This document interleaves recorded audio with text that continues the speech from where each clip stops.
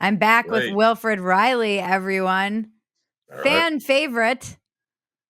You really are a podcast favorite. Really? Yeah, That's good you're a to know. walk-ins welcome favorite. People just love you. And Very I love appropriate. I you. like it. Yeah, I think it's our vibe because we're just cool Gen Xers. Yeah. The streets are talking, That's what's up. We're cult favorites. Yeah. Tell me about your new book. I'm excited you have a new book out, and tell us the name of it. When tell us all about it. Why you wrote it. And by the way, I do think it's funny to be like a semi-celebrity. Like myself and Charles Love also host a podcast. Like it doesn't have quite the dumpster fire audience, but it's cut the bull. It's pretty popular. So like I'll go to bars sometimes and people will be like, "Hey, it's you. You're that guy. You're the one with the glasses for the podcast." And it's like, calm down, buddy. But it's cool to meet people. And it's cool. I'm glad people on your audience like me. So No, it's so cool, and it's such a, like, weird but awesome thing because I think because podcasts, you tend to just be more I don't know, it is like overhearing a conversation between friends oftentimes, or you get to know a lot about the people, they talk about their life, their experience, and I was with, Dave Landau, who's also one of have you been on their show, Normal World? oh no, I haven't. Dude, I'm gonna freaking pitch you to be on that show. You would be great on that show. You would have so much fun. They would love you.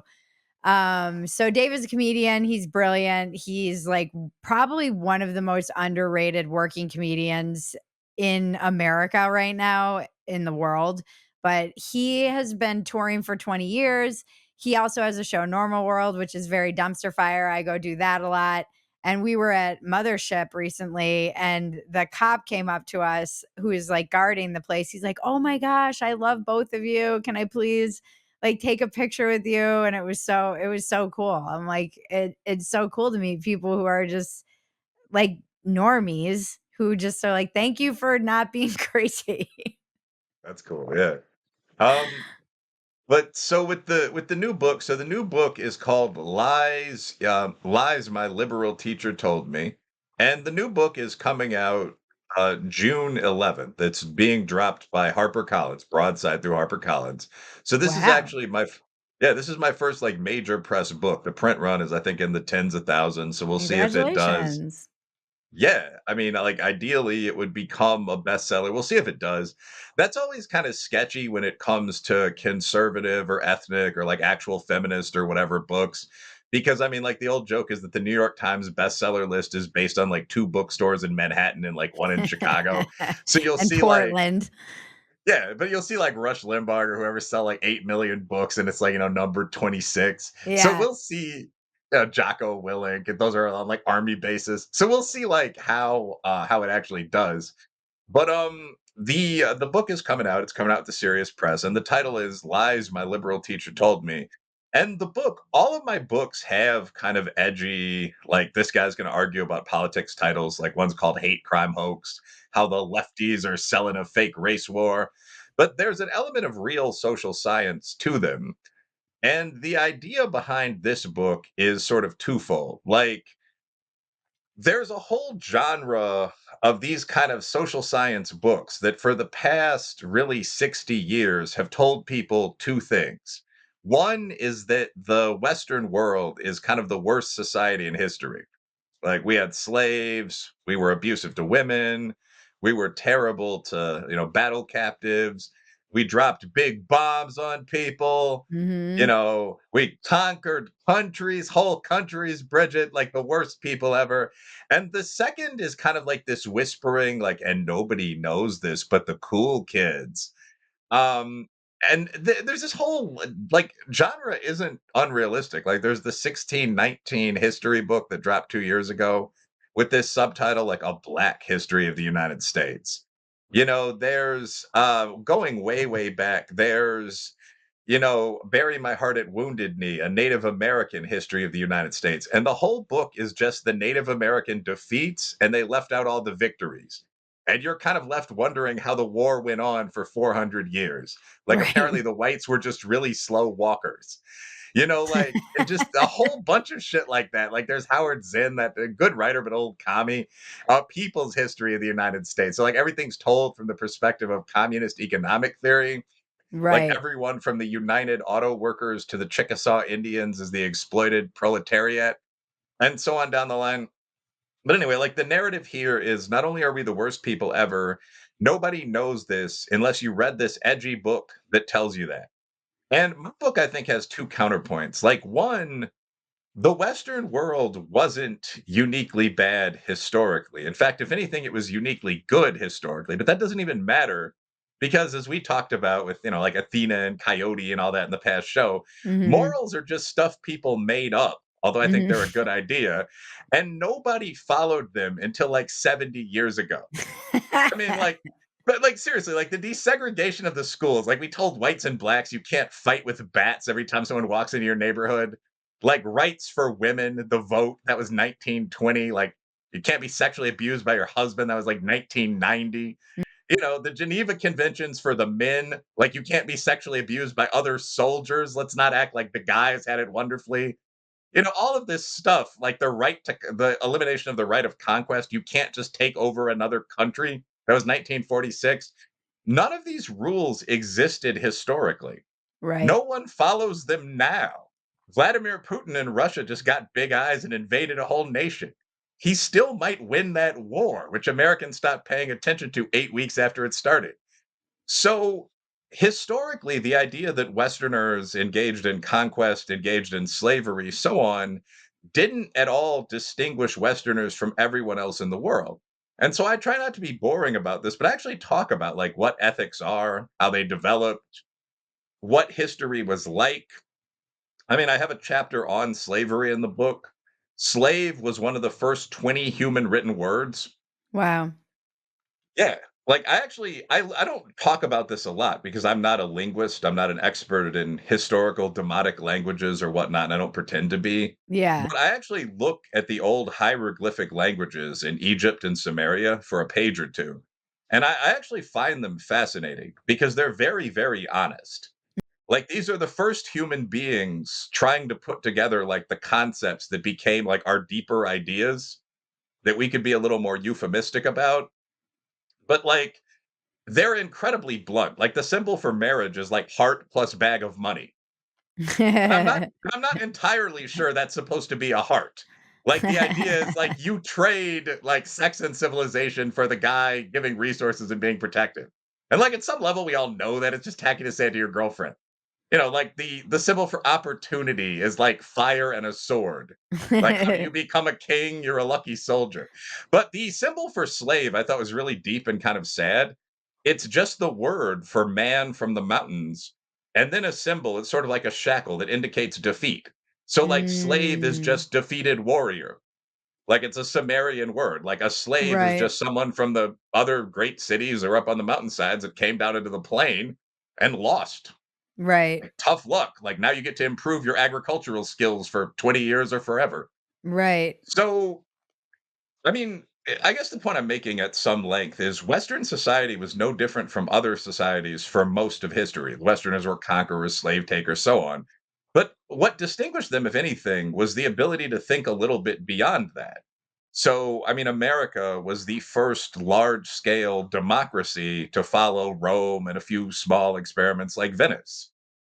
Abolitionism in the West, led by whites, led by free blacks, led by many women, in fact, was the first movement ever by a group of people who weren't themselves slaves against slavery, and so on down the line. And so it's completely dishonest to look at our history and isolate out the bad things and say we are bad people, or whites or Europeans or conservative blacks or something like that, Westerners in general, are bad people because we did these things, because everyone did these things. So I talk about a lot about this. I have a chapter on Native Americans who were great warriors and poets, but who, ate each other and were legendary conquerors. I have a Yeah. chapter on slavery, women's rights, that kind of thing. Men didn't have any rights either, by the way. Like men had slightly more rights than women if they survived. Yeah. But the expectation historically was that like all women at least deserved to live. They could have kids. They usually weren't stupid. They could talk around the fire if they had like two children. Men, it was iffy. Like about 50% of the men were expected to die in war or trade, and the ones who didn't deserve to survive and breed. But Right. anyway, so and by the way, like the incel phenomenon is downstream of this. Like today, we let all the men live. So we have a lot of guys who are kind of wondering, like, why don't I have a woman in a high paying job? Because you should be dead. And I'm Right. kind of kidding, but like evolutionarily, that is that process. Like that naturally is what would have happened. You're So, it's yeah. Anna Slatz, she's on mhm. Twitter and she Oh does yeah, the I know and like Redux. Anna. Yeah, She's hilarious, but she's always saying this. She's like, "These guys should all be dead." Like, yeah. they should have died in a factory accident or in war. No, I mean, Anna's whole role is like playing the female equivalent of a racist. Like, she's actually the person who invented, like, she's the person who invented the internet insult, go die in a war. And Uh, also, scrote for men is the equivalent of bitch. So, I mean, shout to her for developing the discourse. But, like, that's actually true. I right. mean, to some extent. Like, Go I'll, die I'll, in a war. I'll conventionally pretend and say some dumb shit like, you never want anyone to die. Like, historically, if you were at the left-hand tail of the IQ and physical fitness bell curve in ancient Sparta, you wouldn't sit around complaining about women at 40 because you would have been killed at 17 by some guy who jumped over a wall screaming, for the glory of Persia. That would have been your role in life. And then the king would have speared that guy and that would have been the end of it. Yeah. He would have been 22. So anywho, though, but I talk about this. I talk about the historical idea of marriage for women and vassalage for men, which was the exact same thing, by the way. As a man, you were bound to your wife. You're also bound to your lord. Yeah. Um, Slavery, all this stuff. But the second point I make in the book, I think, is a little deeper than just like, good social scientist complains about the past. The second point is that what we've been told is this kind of revolutionary, radical idea. Like you are being told your society is evil, you naughty kid, you. This is actually the mainstream. Like pride parades are sponsored by Deloitte and Boeing. Like, all of the books that I reviewed for this book were mainstream high school textbooks. So, in reality, like, the radical, rebel, pseudo-communist idea has been totally mainstream in the United States for 70 years. Yeah, And definitely. I grew up, yeah, like, even not going to college, but, even being kind of left wing and immersed in that. I was thinking about this when I was reading your book, just how pervasive that mentality was. It was, like, cool to hate America and be like, mhm, "I'm, like, one of the cool kids and America's bad," and we did all it's like it was a weird self-loathing that was just it was definitely it was kind of sold as grunge and sold as anti-establishment, but it was actually quite mainstream. yeah. No, I remember that when I was in high school, like no, I mean, well, first of all, when I transferred from Catholic school to mainstream public school in the hood, my first impression was that everyone was trying to be evil. And at first I thought they were kidding. Like all of the music, like the gangster rap, the house music, and heavy metal in the 1990s was almost like stereotypically like bad, quote unquote. Like one of the hit songs was called "Beat My Bitch with a Bat" or "Beat That Yeah, Bitch with a Bat," and people would like dance to it. They like do the motions and stuff. So I mean, like my impression was that people were trying to be like ridiculous caricatures of sluts and killers, yeah, and I mean, like, I could box well enough by that point. So it struck me a lot of these people couldn't actually fight. Like, they weren't actually great lovers. These are like 14-year-old boys. So, I mean, the ideas that were being fed to people in society often were pretty negative. And I think sometimes among like cool adults, it becomes seen as kind of corny to point that out. Like, no, you probably shouldn't give 10 blowjobs at 13, or like, no, you probably shouldn't have a handgun at 16. No, you don't know what you're doing. You don't shoot that sideways, you stupid little bastard. Like there is a place for training before you do those things with people you like as an adult. I mean, like, but anyway, but beyond even that, the thing about that stuff isn't just that it can be very negative. You're absolutely right. Like it was extremely promoted by large entities in society. Yeah. I mean, like, the CDs people were listening to at that time, this is before iPods and so on, came from, like, Universal Music Group and Death Row Records and so on. Yeah. But and I Yeah. mean, like, here on the intellectual side, it's even more prominent. Yeah, I mean, Mm. all of the books that we're talking about that are mostly just straight communism come from I mean, the publishers that I requested copies from are like Ballantine, Penguin, Harper Yeah. itself. So I think that was an important point that's made in the book. Like, there's not some repression of the center left in the United States. That's the majority position in the country, at least among, I would never say like people who matter, but like the urban upper middle class, the people who make most decision. And it has been for a very long time. Like your girlfriend saying she's a feminist or your company having an HR officer or something would just be absolutely like mildly annoying, but just absolutely non-consequential mainstream. Someone saying the opposite would be remarkable. So yeah, I mean that's the second point I make in the book. And I actually have a chapter on the hippies. Like the hippies were wrong about everything. I mean, like the major predictions of the hippies, like the anti-nuke movement, which has killed hundreds of thousands of people, the anti-vaccine stuff, which has now infested the right, like the anti-war movement, which caused us to lose in Vietnam. Like we've come to associate the '60s with like black and women's civil rights, which were mostly good. It's a good idea that everyone can vote, whatever you might think of some of the marginal, like Panther type stuff. But every other movement to come out of the '60s, like hard drugs being normalized, so on, was basically bad. And so I talk about that for a little bit. And I talk about how mainstream this stuff all is. Yeah, the don't you think the hippies, even if they don't admit or know that they were wrong, their behavior seemed like they knew they were wrong because they all became rampant materialists who, like the opposite of what they were as in the 60s. Whatever they were pushing, they're like the same people who are like anti-war are now on the like Raytheon board now. I think that this is actually one of the big things in, to use that same term, kind of adult upper middle class life. It's what Rob Henderson calls luxury belief, Yeah. where everyone knows the thing, but no one says it.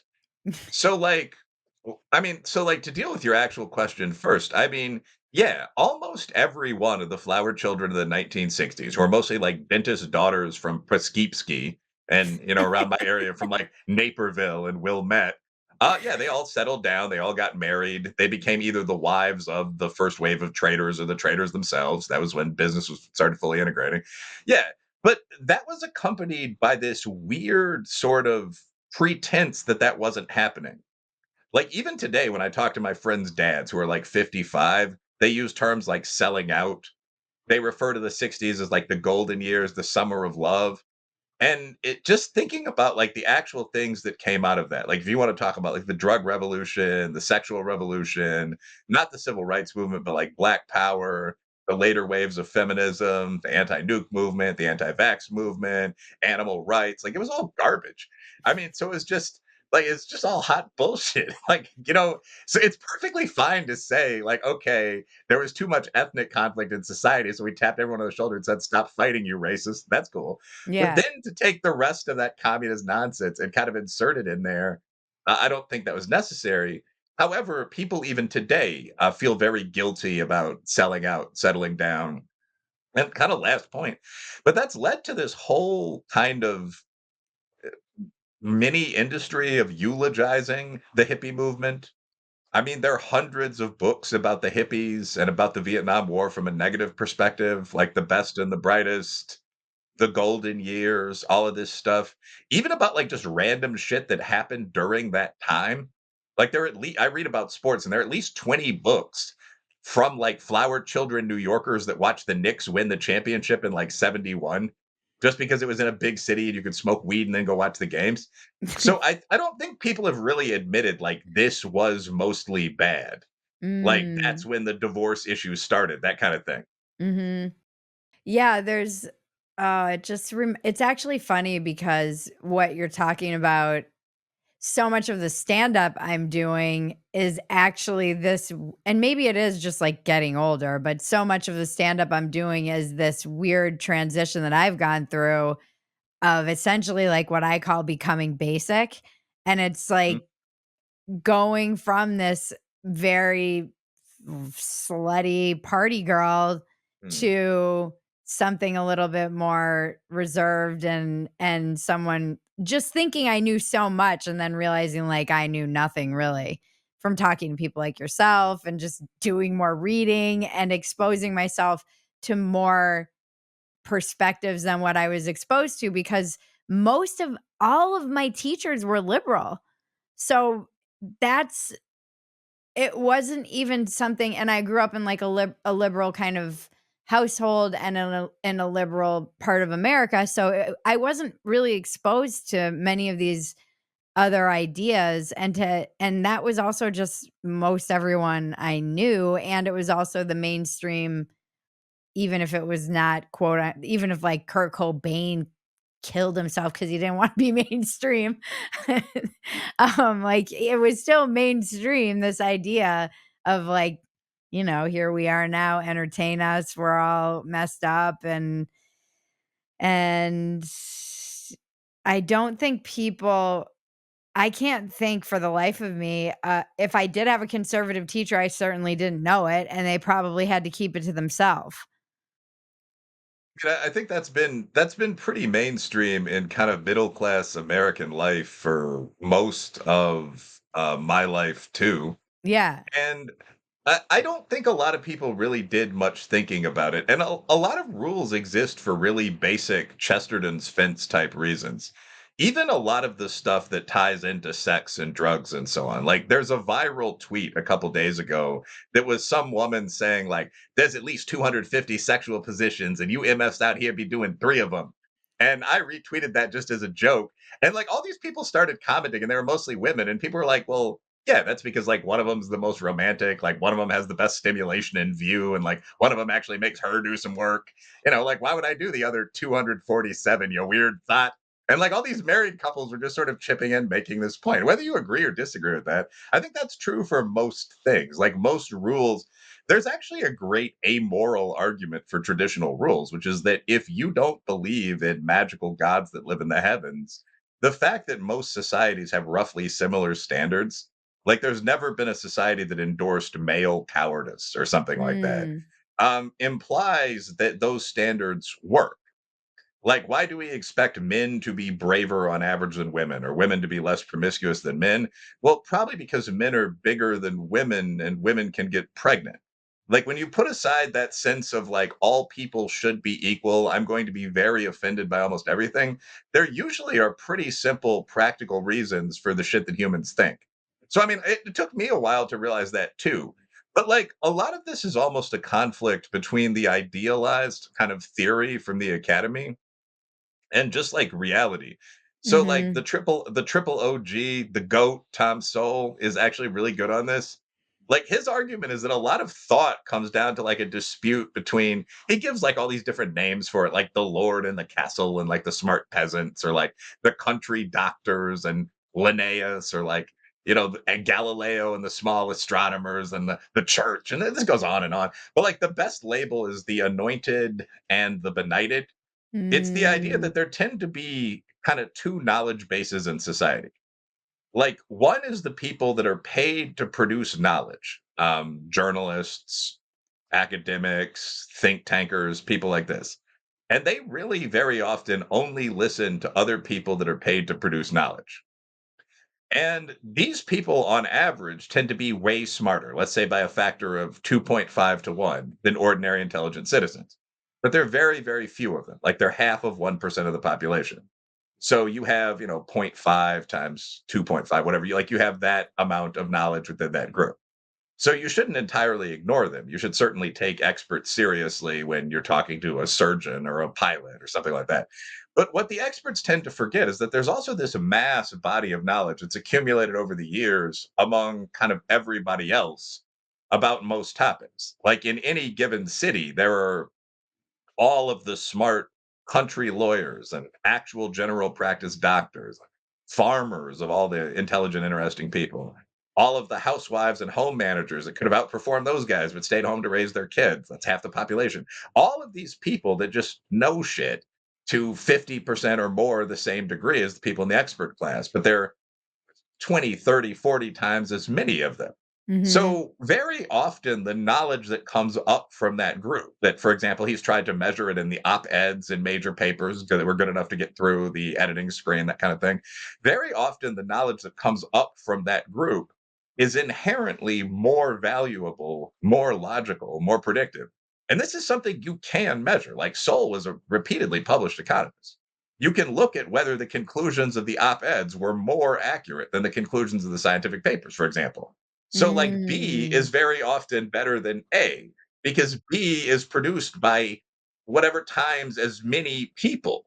And I've always found that to be just a very obvious point. But so, like, when we're saying things like, it's not a good idea to give hit every day in eighth grade, or like, it's probably damaging if you kill someone at 16. Those are things that I think would be pretty. Kurt Cobain wasn't a mentally stable individual. That was actually something I remember the music press debating when I was a kid. Like, wouldn't the society drive anyone mad? And it's like, I'm not going to shoot myself in the head. Like, what the Yeah. fuck are you talking about? You Yeah. crazy bastard. Yeah, he Like, was nuts. he was out of his fucking mind, partly because of his girlfriend, but that's another issue. But, like, the whole thing now people, of course, are claiming that Cobain was trans. Did you see that? Yeah, because yeah, I mean, it also reminds me of just what's going around even today as we speak, where the Wall Street Journal is like, "Oh, admitting that, the president behind closed doors is slipping." And it's like, "We know that, guys. We know."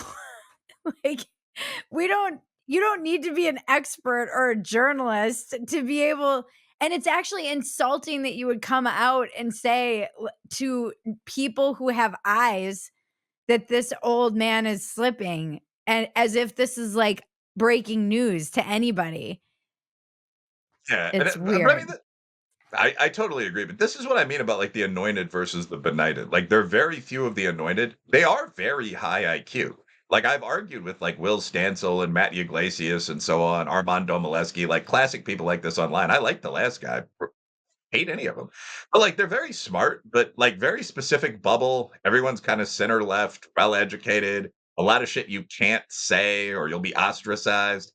And so there are real limits on how much knowledge you can produce. There also just aren't that many people. Like, you have maybe 1,000,000 people in the whole country, a third of them on, like, Twitter. And that's as versus everyone. A lot of people are anonymous, a lot of people you know in real life, a lot of people across social platforms. You can say anything. So, just mathematically, the second group is going to be right a lot more often than the first group. Like, this is Mhm. a real thing. This actually isn't me talking out of ass. This is Bayesian stats. So, Mhm. like, the Biden thing, I'm not a doctor, but I'm also not a fucking idiot. Like, I mean, I've seen elder relatives. Like, I mean, I've been with like, Yeah, unfortunately, my girl's dad had some mental health and dementia issues pretty recently. Like, you can see when older people start to go. right. Like, it's not hard. People start babbling about the past and getting angry for no reason and saying stuff like talking about old war experiences and saying things like, my brother was eaten by cannibals. And you're just like, Grandpa, no, he wasn't. You were a great man in your time. And then you just go on and do something else. I mean, and Biden is doing this classically. So I think anyone that's ever had, an elder senior in their life, anyone that's ever been in the military, anyone that falls in these giant clades is kind of thinking, oh, I've seen that a bunch of times. He's fucking crazy. Get him out of Yeah. there. So, yes, of course, you don't need some expert to say, "Well, we had a doctor analyze the motion of his hands," all the stuff that's starting to appear in these articles. He could be experiencing something. It's visibly apparent to most people that he's going through the classic symptoms of kind of senior decline because everyone's seen this with, their father or their uncle. I mean, I'm saying this in a patronizing way, but yes, like, kind of last comment from me on this. I do want to hear like your opinions on it, but like, logic exists. Like, I sometimes teach a class on logic called logic. And one of the basic ideas of Western, I don't think I have for Cassie, but whatever. But one of the basic ideas of Western society is that there's this facility, this ability that you have to look at the things people say and see whether or not they make sense. And this is the idea that really underlies the concept of like jury duty. You Mm. can analyze whether what a professional prosecutor is saying makes sense at all. This is the concept that underlies the idea of journalism. What I just broke down, you can send in an op ed to a top 100 paper, it can get published. This is the concept that underlies the whole idea of interdisciplinary journals and all of that. And we can't have any of those things without accepting that this is real. So if you're logically looking at Joe Biden and saying, well, this SOB can barely talk, then that what you feel is probably correct. Like it's real. It's not something you're making up. I don't know a better way to put that.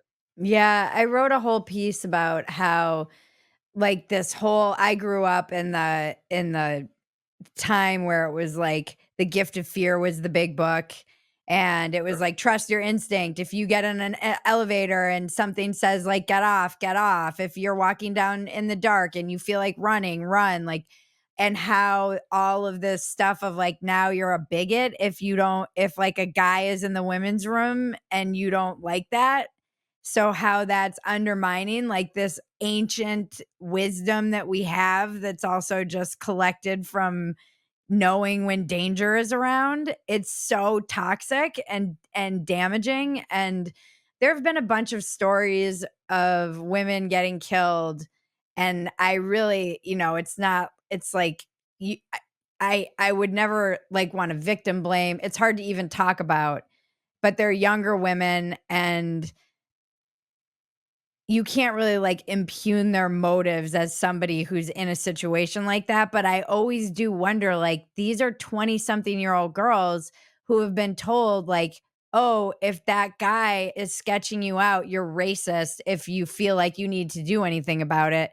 Does that play into like, how can it not? How can it not play into when you're like your risk assessment? It's like fucking with people's risk assessment, and it makes me so mad. It's like I, I don't know.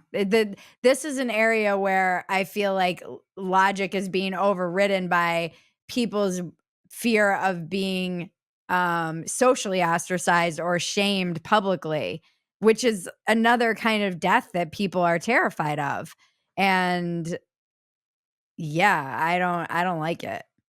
But yeah, no, I agree with you. The In terms of this again is I think a good example of kind of the anointed versus the benighted, or just common sense versus what you're supposed to believe.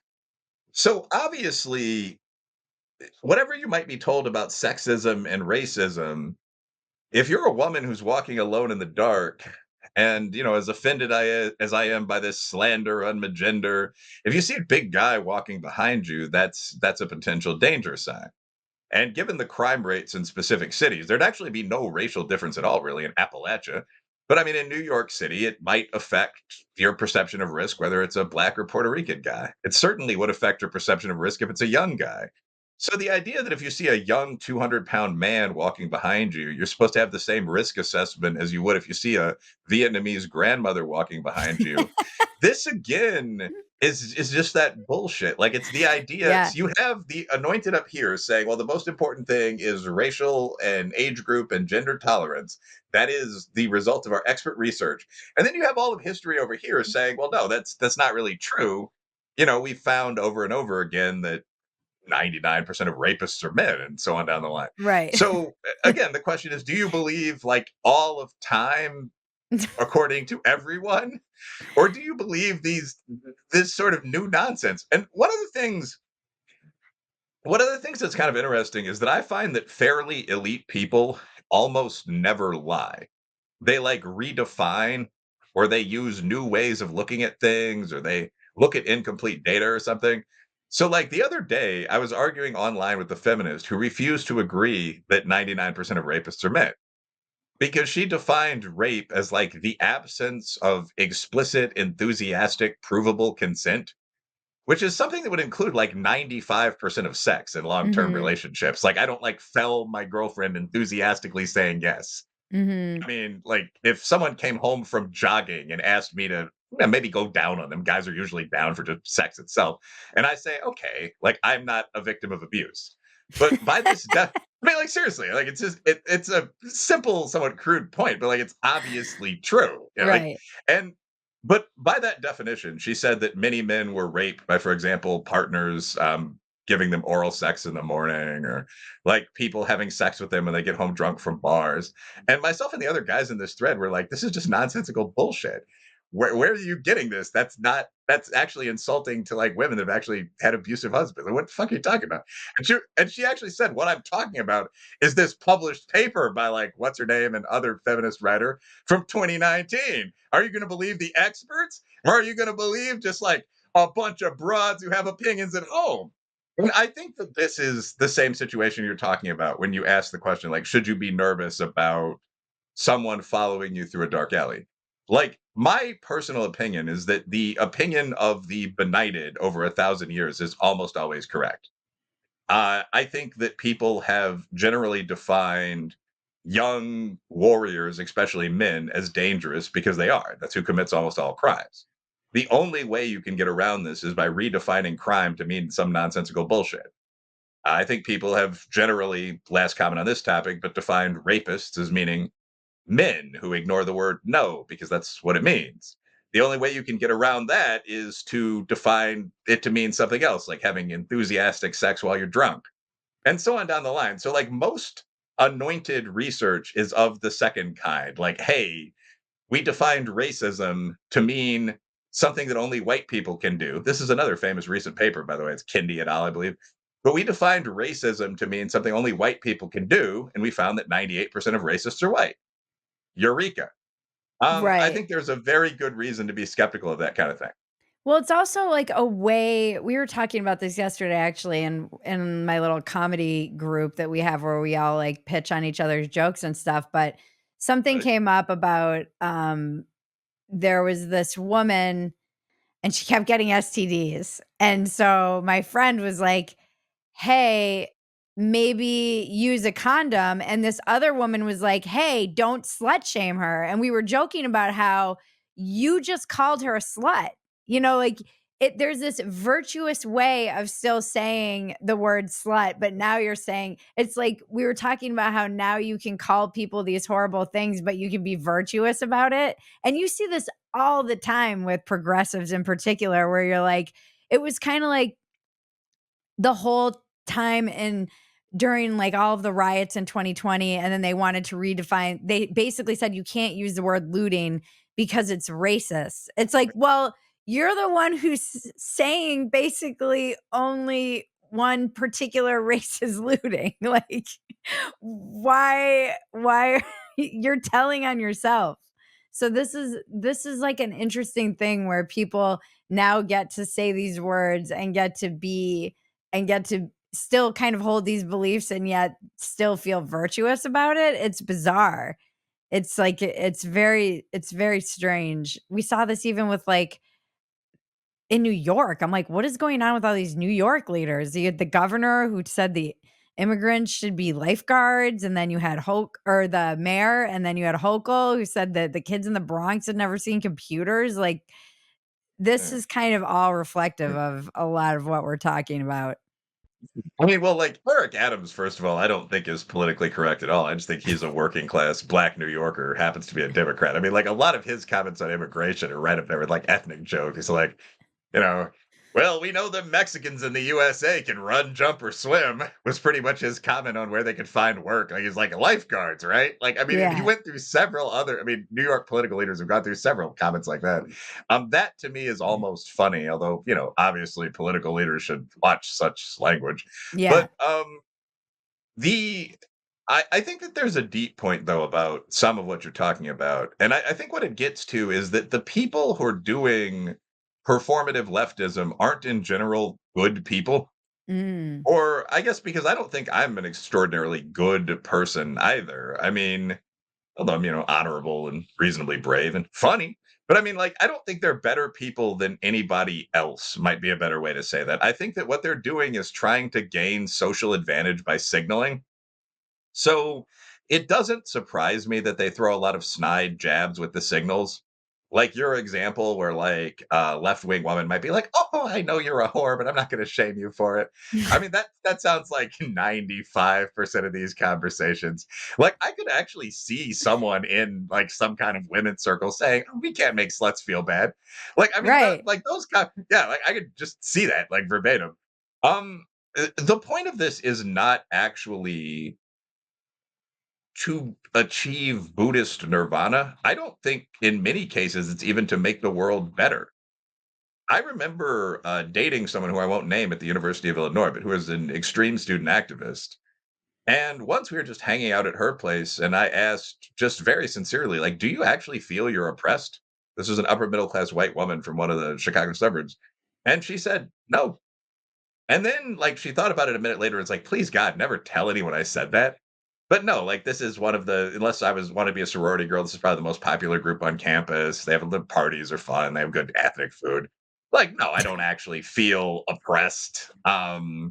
I don't necessarily think their policies are gonna change the world for the better.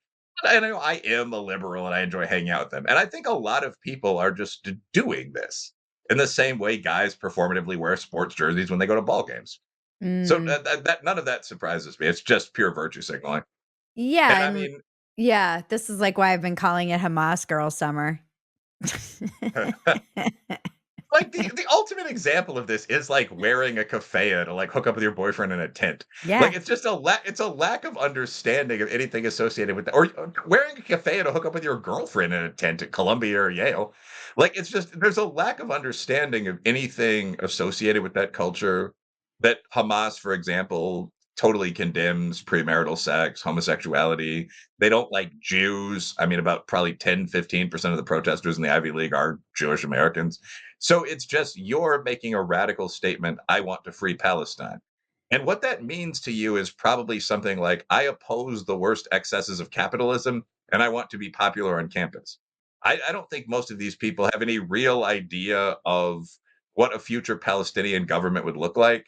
I don't think they have any real idea of what the 10 worst atrocities committed by Israel and the 10 worst committed by the Arabs are during this series of internecine wars dating back to 1948. I think it's just signaling. It's like saying fuck Duke, but for a different clique on campus.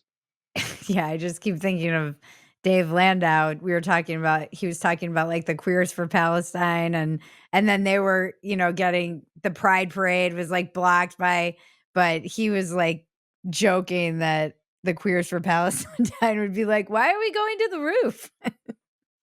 Like, the rooftop Queers for Palestine parties. Um, they just don't seem to know. It's very but you're right, it is just kind of like a young in-group clique, kind of like it's all the cool kids are doing it. So why not get your tent and your keffiyeh and your go talk about human rights and how you're being denied basic. It was something. It was like water and sustenance Yeah, type. like Uh, as uh, if you're actually in a war zone. It was wild. But then there's something kind of insidious and dangerous about it because, like, d- I hope I was never an activist, so I don't know because I think activists tend to go from even people you see in the culture wars who kind of swing from one degree to the other. They're kind of activist type. So my hope is that they would kind of grow out of these beliefs in the same way that most of us did if we held them when we were young and you get older and you're like, like the world hasn't ended and things are bad, but they're still mostly good. And I have kids and I'm too busy to think about some of this stuff, et cetera, et cetera. Or is it civilization ending beliefs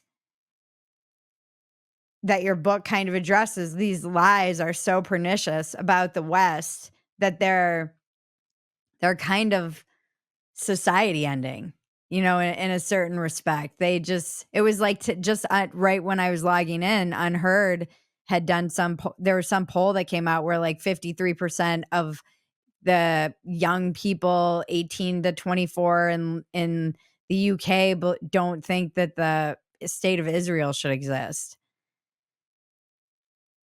Yeah, I mean, I think that the phrase that comes to my mind is that it kind of depends whether this stuff is endemic or epidemic. Like, there's always been a pattern of radical idiocy among young people to the point that it's become a joke. I mean, that the French used to say that people should smoke stinky cigars and have a crazy mistress and, fight duels until they were like 24 and then they should go get a job.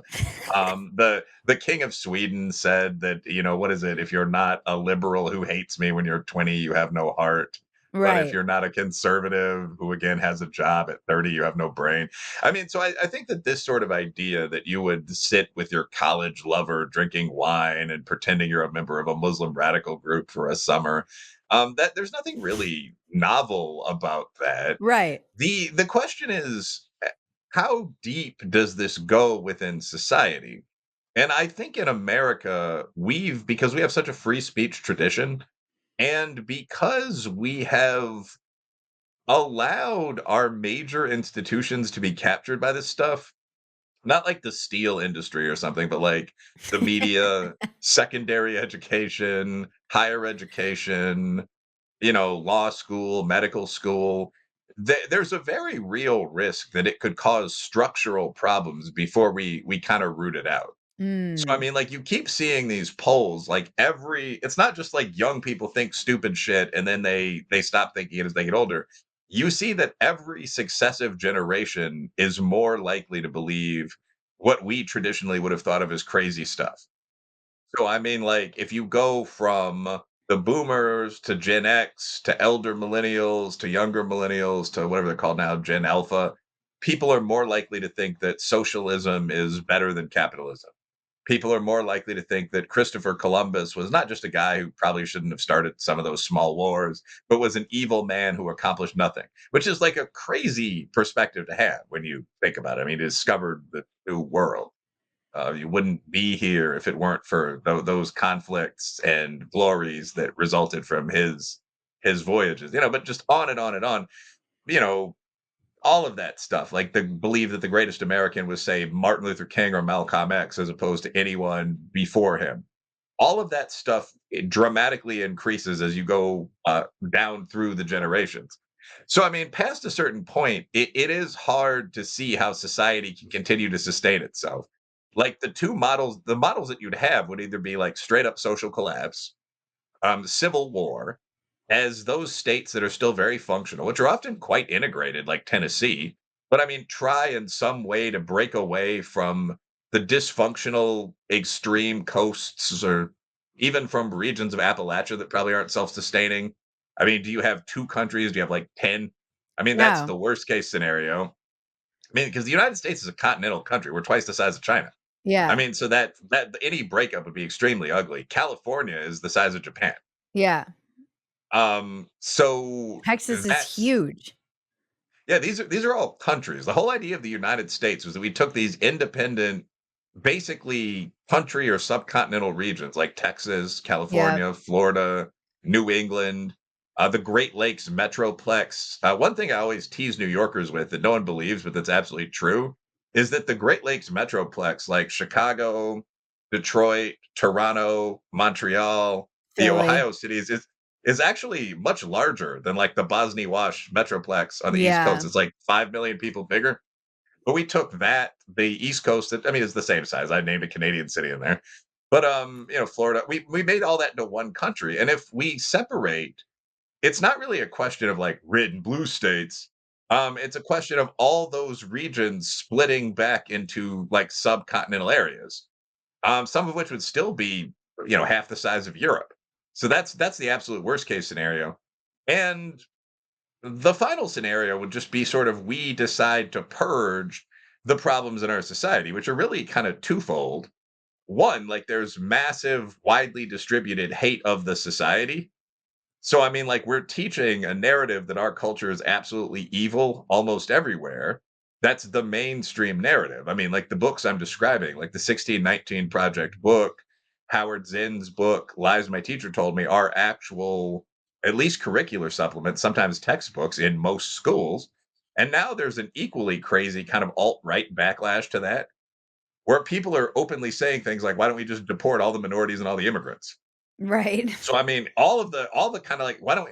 I mean, and like like I've sparred a little bit with feminists even on this podcast, but like a lot of the anti-woman stuff is just as crazy and offensive. Like, why don't we take away the 19th Amendment?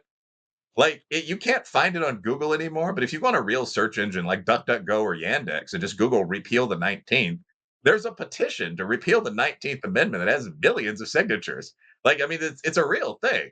So, I mean, there's the initial push, like, let's destroy this country. And then there's the backlash, like, no, fuck you, we'll destroy you instead, countryman. And all of that kind of Civil War talk, I think we would have to get rid of to have a stable nation in a country this size. And that is my vote, actually, that we be pretty merciless to communists, fascists, so on. I mean, I've already said, half jokingly, but like if I were emperor, I'd be stringing people up on crucifixes along the roads leading into every major city for like 5 years. Um, but People who didn't put their shopping carts back. no, I mean, pedophiles, Yeah, traitors, broadly defined as the people we're describing, yeah, so on. Treason would be punishable by death. My yeah. nickname as a king would be something like the bird feeder. It'd get to go on for a while. Yeah, it's it the I and then I think of, like, the is it Alinsky who was like, it's not we're looking for, like, the reaction, we're trying to provoke a reaction in Mhm. our kind of enemies or whatnot, and so you do see these 2 counterbalancing forces that play off each other, and I've written a piece and I always say it on Twitter, like, "America's too fat for a civil war." But more importantly, when you kind of play that tape forward like you are, what does that even look like? Is this like rural versus city in every state? Because that's kinda how it breaks down if you're gonna talk blue versus red, but even a city like Austin is quite purple, and I'm not exactly sure what we'd be fighting over. How do you know you won the war? How do you know what are the what are you even like, you're gonna go kill your neighbor because of pronoun? Like, what what are we doing? What are we fighting over? I think a civil war would be. I mean, and this is some wild shit to say, but I think a civil war would be real hard to get organized. I Yeah, mean, there are real practical problems with this. I actually may, inspired by you, put my old Civil War column for National Review up on social media again today. But like, what a lot of people don't understand is that if the red states became a country, it would be a third world country. yeah, So, like, all about 55% of the black population, all of the poor whites who mhm, have the same demographic profile as black people, and this is something I don't think the alt-right understands. Like, other than aptitude test scores, like, most outcomes are predicted by social class, not race. And that's anything. Like, did you play some football? Did you join the army? Like, almost anything. Have you been charged with any crime except for murder? Blacks lead in murder, whites lead in graphic suicides for some reason. I don't not even going to speculate on that one. There are a lot complex causes, let's say. But like in terms of a typical thing, like do you slap your wife around? I mean, the quote unquote redneck guy, the black guy are going to be very, very similar in that. So the working class whites in states like West Virginia, North Dakota, 55% of the blacks, and all of the Latinos, and I love my Latinos, but I'm not sure the working class whites and the blacks do. All of those people would be in the same country because like mm, Alabama, Georgia, Texas, all that's all red. And then you go up into the poorest white states, Kansas, North Dakota, that's all red too. So I mean, obviously in the treaty that concluded the war, like either the red country or Canada would have to give the blue country passage from like the lakeland cities to California. You'd have to go through. But the red country itself would be in wealth terms maybe on par with Poland or some of the former Yugoslavia. I mean, I guess all our states are doing well in European terms. I mean, second world country, but it yeah, wouldn't be what people expect. Like the red state nation, if you look at IQ scores, crime rates, infant mortality, the red state country would not be like the utopia that people expect once they kicked out those decadent cities. right, Like there's some shitholes like San Francisco downtown, but most cities like Nashville or like Lexington, where I live, like there's like a trailer park and there are two housing projects. But other than that, it's like semi-suburban housing and we have city services. So I don't think most people would want to abandon that and move to West Virginia, actually. So just like organizing that. And Lexington, by the way, is also a purple city. Like I don't know where we're fighting. So just organizing that and getting the sides together would be really difficult. And if the red country did manage to break away, it would be far worse than the country now. So that's one of those practical realities that doesn't sound that good when you're like talking trash with your Roman statue profile picture online to like your opponent whose profile picture is just a vagina, or like the black dude whose profile picture is like Emperor Menelik from Ethiopia. But Uh, like in reality, if you're actually debating someone serious, like it's got to be there's got to be a solution there, and I don't think the civil breakup is one. yeah.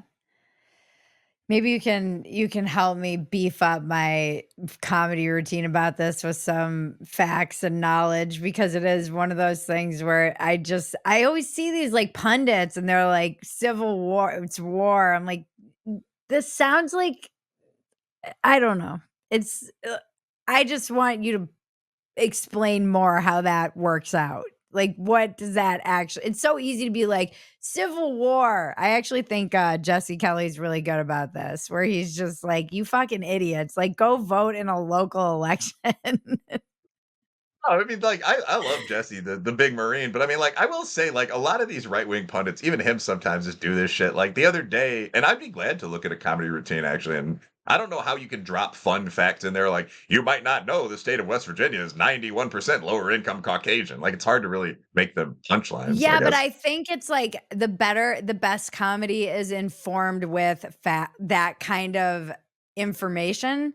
So right now with that routine, I can go in many different directions. Like one of the directions I've gone in is just the lack of basic skills that Americans have that we had in the 1800s when we were in this war. Like the average American could camp and build a fire and sew and like no Americans can do this. Just the idea of an American trying to read a map is hilarious to me. Like a young American thinking that these like, Call of Duty skills are going to transfer into real life. So there's that aspect, but then there's also the aspect of okay, what does that actually look like? What is an actual like what are we fighting over? What does that look like?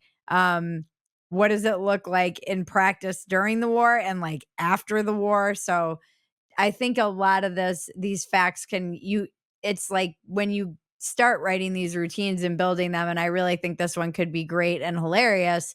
You actually start with, or I do, I start with facts because oftentimes that's where you're going to find the jokes. And it's usually in your research. Like I had to research one about birth plans because I'm doing a whole routine about how everyone was like, what's your birth plan? I'm like, this is such a fucking weird concept. And I was like, me and the baby live. But now women have these elaborate birth plans. And when I was researching it, I went down this whole rabbit hole of nurses talking about women's birth plans from labor and delivery. And it is the darkest jokes I've ever seen. Like, I couldn't write these jokes. They're basically like, oh, if she has a 7-page birth plan, she's going to code. If it's laminated, the baby's gonna die. I was like, oh my God. But these are just nurses talking about their experience with these like women trying to control a situation that's high risk and completely out of your control. So I think when you start doing research, like I watched the whole Ken Burns documentary series about Civil War and got so many little just like, there's no fucking way these guys are gonna be able to march for days just physically what these guys were able to do in our time now. So, I do think it's like the best ones are built out of truth. And then you can take it and go more hyperbolic or go more like, so now you start comparing the third world red state to like country to something else or yeah. So Right. it's fun. I would love your kind of I also think you're very funny. So I would love your feedback on that. But you also have a lot of knowledge on this. So yeah, that would be fun. Oh, you should legitimately shoot it to me. I'll take a look at it. Yeah, glad to. Yeah, no, this the Civil War thing's not gonna happen. Jesse Kelly, actually, I love Jesse, but he himself does some of this stuff. Like today, his thing was like he posted something on Twitter that was like, "I'm not gonna have my kids vote for the United States of or fight for the United States of homo." or something like that. He was talking about gay pride, and like it's like, no kid of mine's going into this man on man's military. And I mean, like a lot of this stuff.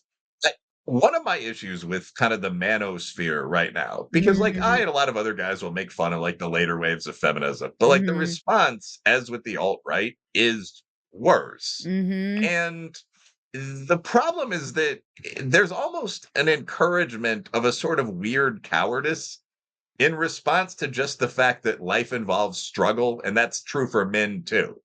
So, like the whole thing, first of all, I have a lot of friends that are in the military right now and that are mostly at the officer level by this point. And I none of them seem to spend a lot of time going to drag shows as opposed to like piloting the ship or whatever. I mean, but when I look at the internet world of influencers, I see constant references to some obscure Navy rating who was a drag queen in his off hours or something like that. So, like, the idea is that the military is run entirely by these kind of weird homosexuals and you shouldn't serve the country. Like, I don't think it's a good idea for one of the groups in a multiracial society full of tough populations to just stop military service, by the way. I think that's really dumb, actually. Right. Like looking back at history. But it's the same thing across a whole bunch of things. Like the right for a while has been saying this whole like don't go to college line. Like, yeah, all the women are whores and they'll charge you money to do it. And now they're saying don't be an army officer. Yeah, they're all queer. I mean, it's just this whole sort of thing. Like, what are you supposed to do exactly? Like, don't get married either. They'll take you for your house. Meanwhile, they're all, like, purposeless, lost. You talk to 23-year-olds, they're depressed, they're suicidal, it's like deaths of despair arising. So, like you said, what are you supposed to do exactly? What are go learn a trade, I guess? Is that which is good. I think more people should go learn a trade. We are gonna have a plumber problem soon. There's, like, a plumber apocalypse coming. But, I just wrote a piece about this because I wrote about just the the normal dudes I know really, first of all, don't care about being represented, but they're not really represented by anyone in media. They're not like these bumbling morons that you would see, like the kind of Homer Simpson dad that's taken on. And they're not like the whole kind of point of the piece was like, insofar that they even are aware of him, no man that I know would wanna emulate Andrew Tate. Like, this is a 12-year-old's concept of masculinity, which is why his audience is very young. And the manosphere would consider someone like my husband a cuck because he married a woman with a body count and he helps with the household chores and he's a present father, and it's, like, fucking ridiculous. Yeah, I mean, I don't know. Like in historical terms, men have generally only acted like Andrew Tate in countries they conquered. Right. Like living in a filthy castle with 7 or 8 girls that are there mostly consensually and like driving around. And I mean, like, that's generally not the approach you take with your wife. Um, it, I would agree with that actually. I don't know how sympathetic I am to a lot of men's issues, actually. And I mean, I don't, so in general, I think it's absolutely true that people are less sympathetic to like big male warriors than they are to women, for example. But that's generally been kind of the deal. Like part of the trade off for the social benefits men receive, and there still are a fair number of them, is that men are supposed to look tough and brave and stylish and so on. So I think that it's true that if I were to sit in a public place in a Brooks Brothers suit frantically crying, I would receive less sympathy than would be the case if I were a 17-year-old cheerleader doing this. But I'm not sure that's bad. And like in general, when people say something, I want to hear what they're defining the problem as and what they want the solution to be. And I don't hear a lot of that from the manosphere, really. Like the there actually is a problem with feminism, which Mhm. isn't really maybe I'm missing something. Maybe like Rollo Tomasi or some guy that's actually written a book has said this intelligently. But what I mostly hear from the manosphere is sort of like these women are sluts and whores, and they want to suck Chad and Tyrone's dick and then come take my money. And when you follow up and ask questions like, "Bro, do you have any money?" Then you get into a really funny conversation. Like, no, but it's the theory of the thing. And as someone who actually has money and is not miserable to sleep with, from what I've heard, not really obsessed about women's body counts at all. And I don't normally make out with people and think about dudes named Chad and Tyrone. So I kind of wonder what the fuck these guys are talking about. So I don't know. It's kind of just like a get it way back for a lot of this stuff. But I do think that there is a real issue, actually, which is that later wave feminism. So actually, one of the jokes that I wrote for a friend's local comedy set was, I don't say I'm a male feminist because I'm not a sex offender, which is actually kind Yeah, of how I think about the presentation of that. So like I don't identify as like a male feminist at all, but I'm pretty familiar with like the waves of feminism and so on. And I think most people would identify at some level as like first wave feminists. Like, yeah, you guys can vote. Even like the second, like, hey, we want jobs and orgasms now too. I and think most people would be property. like, yeah, yeah, fucking I don't know. That's close to the line. Fucking women driving. I don't know about it. It's like, yeah, like, okay, so like the houses, cars, jobs, orgasms, and voting. I think that most people, including most men, obviously, because without mocking, women didn't get those bills through on their own when they couldn't vote. Most people, the majority of citizens, even in 1950, were quite comfortable with. The problem that most people have with the later waves of feminism is that a lot of it was based on the first incarnation of gender theory, which owes at least as much to crazy feminists as to male perverts. Kind of a 50-50 split there. But like Judith Butler was kind of the god Zer of that bullshit. And a big part of that was the idea that men and women are absolutely the same. So all differences between men and women must result from oppression. It was sort of another one of those examples of taking communist theory or the first round of stupid ass critical race theory and inserting it into a new space. Like the feminists were the first to do that.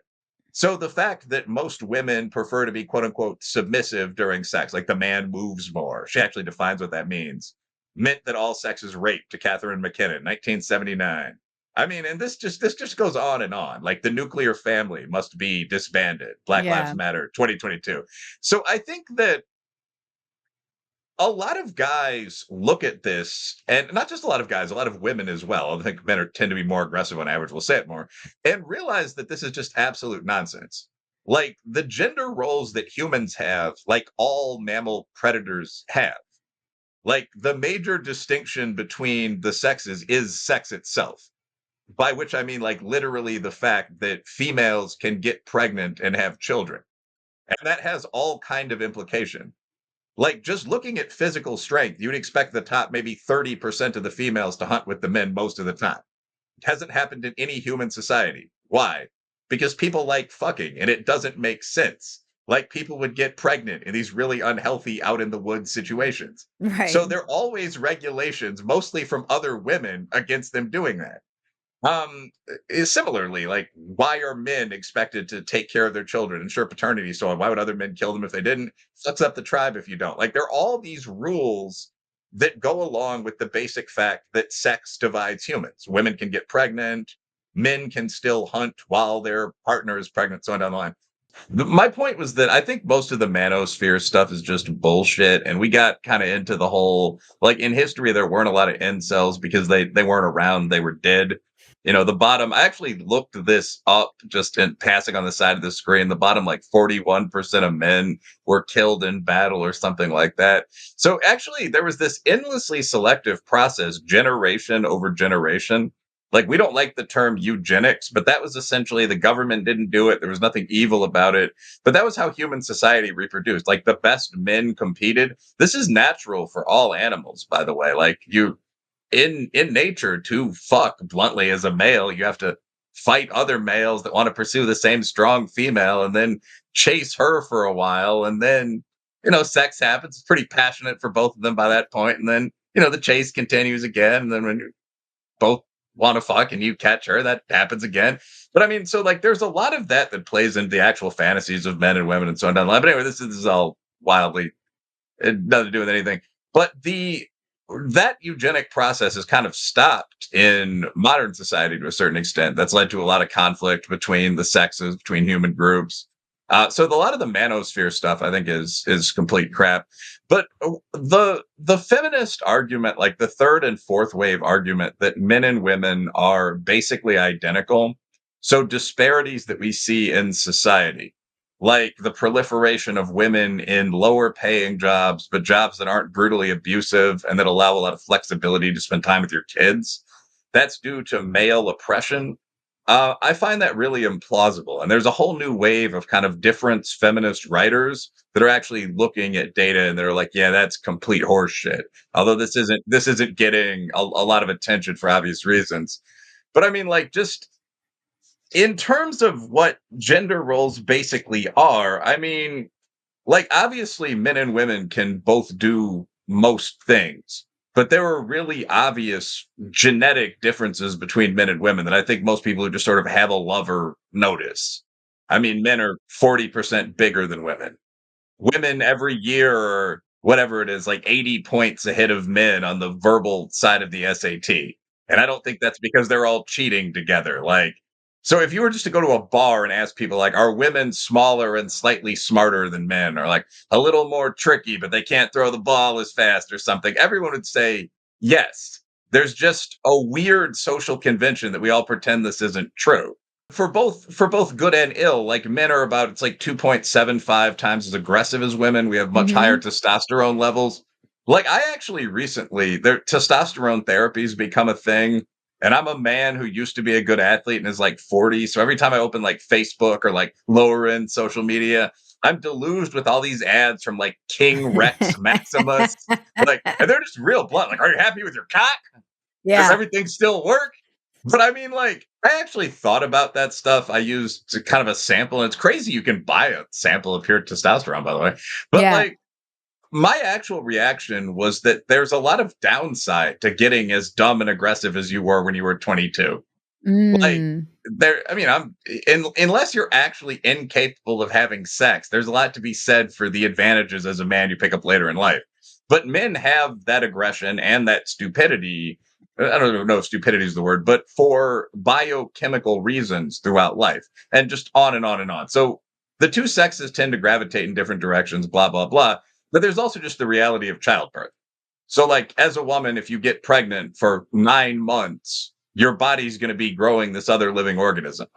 For like 4 or 5 of those months, they're going to be real practical impacts if you're doing a blue collar job or a lot of white collar work like litigation. After that, I mean, like, I've seen childbirth. Like, there's going to be a rip down the front of your body that's going to take time to heal. I'm sure you know that's far better than me. But like Or the you're gonna have a American, C-section and be cut in half.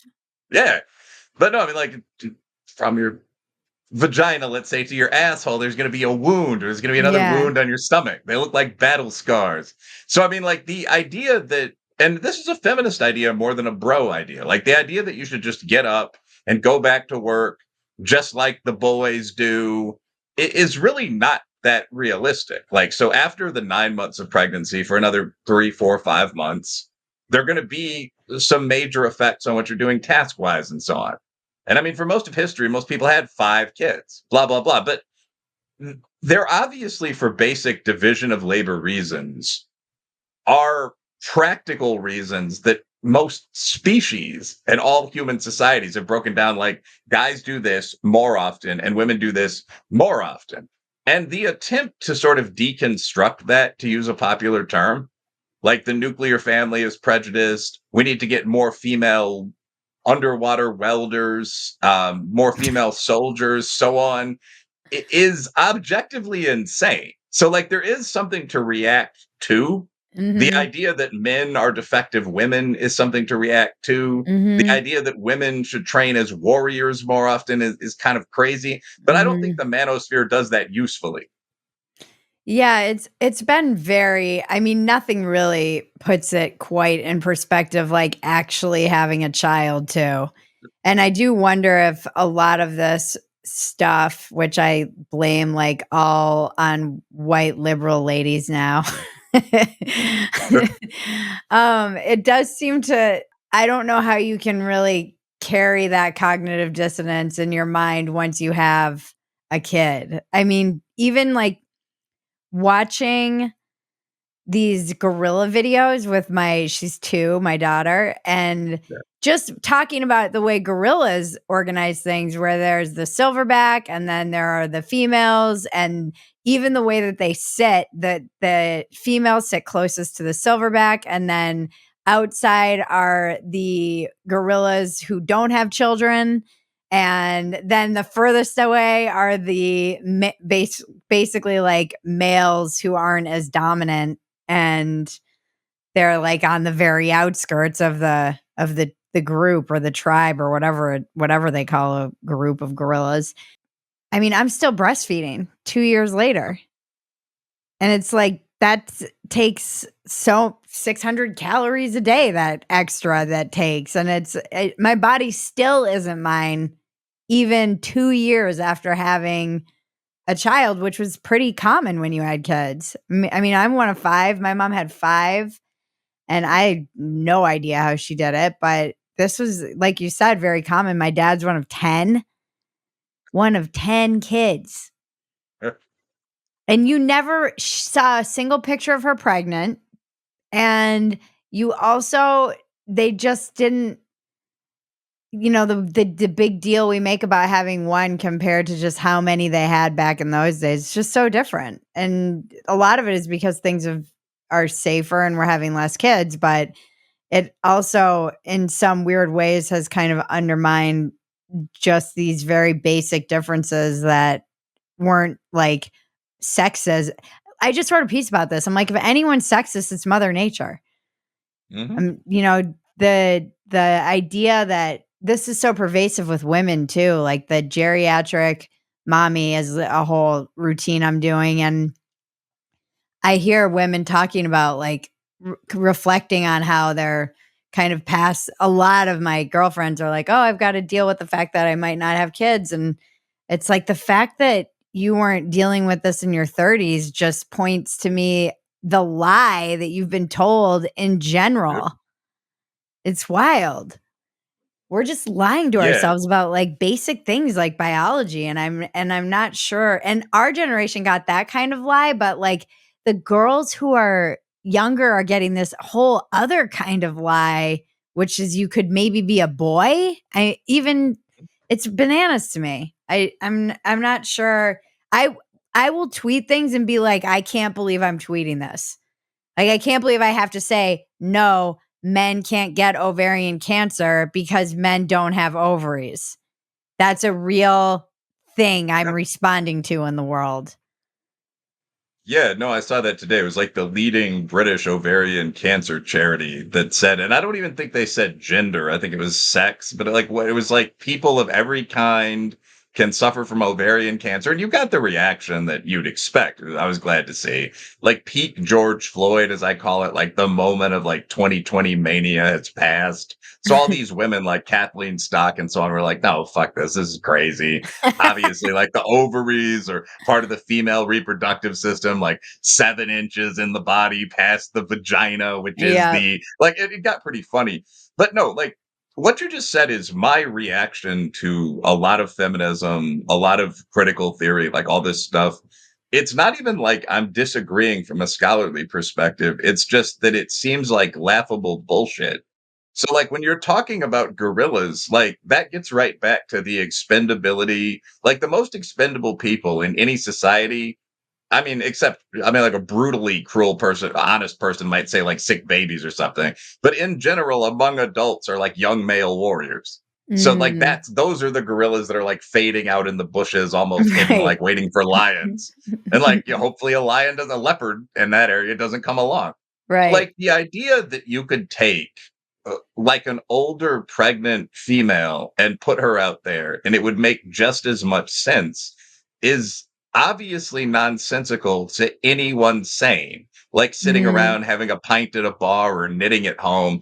It's something that only someone trained enough to be very stupid could make up in a university library.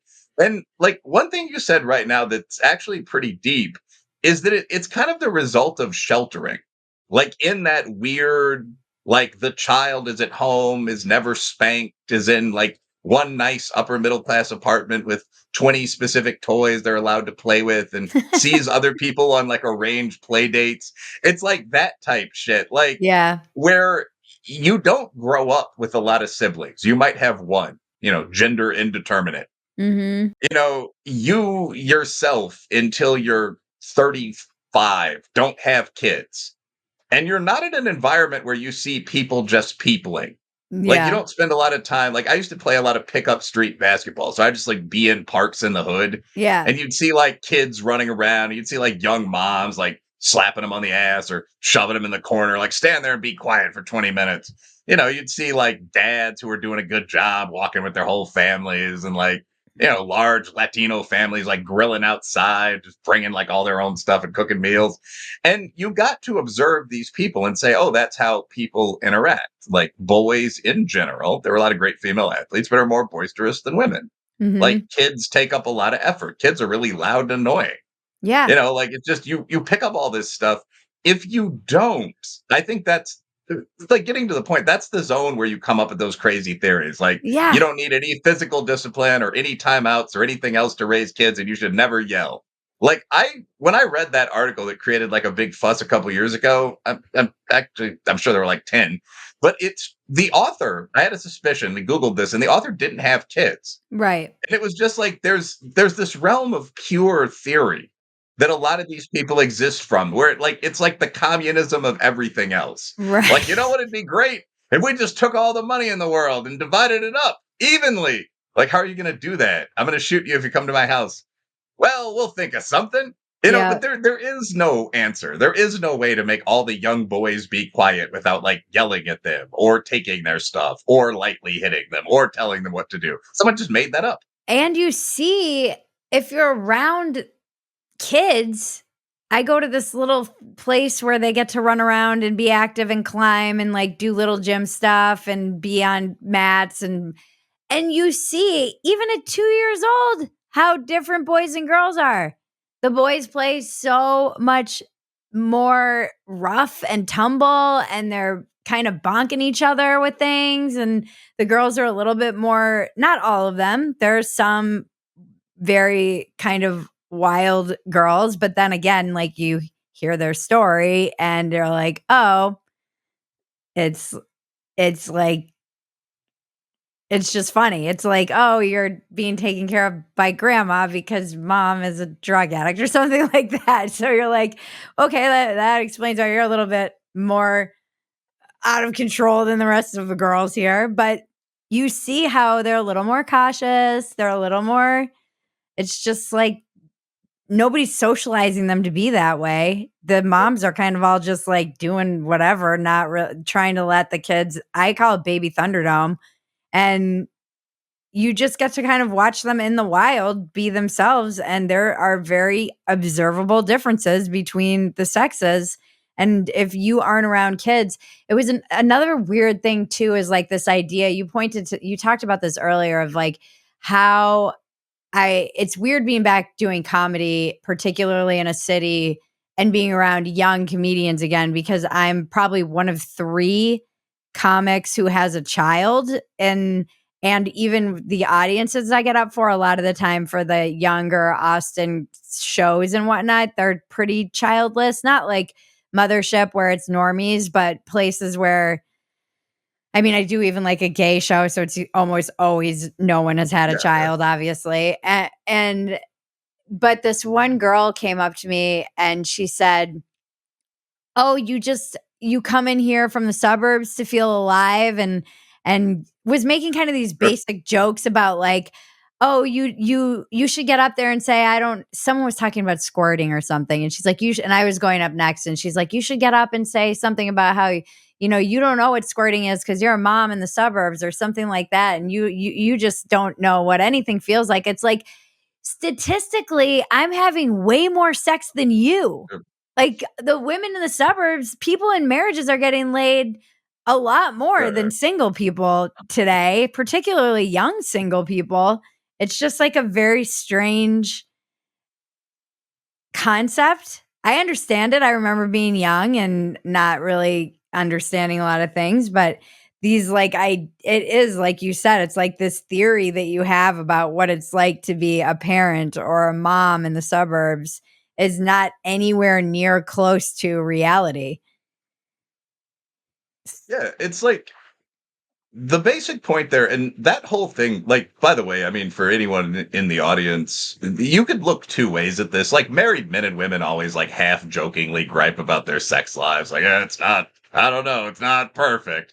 But, like, for years, like, married, like, center right couples, especially women, have said they have a better sex life than anybody else. There, Mhm. one outlier actually is that evangelical Christians say they have the best sex life in the country.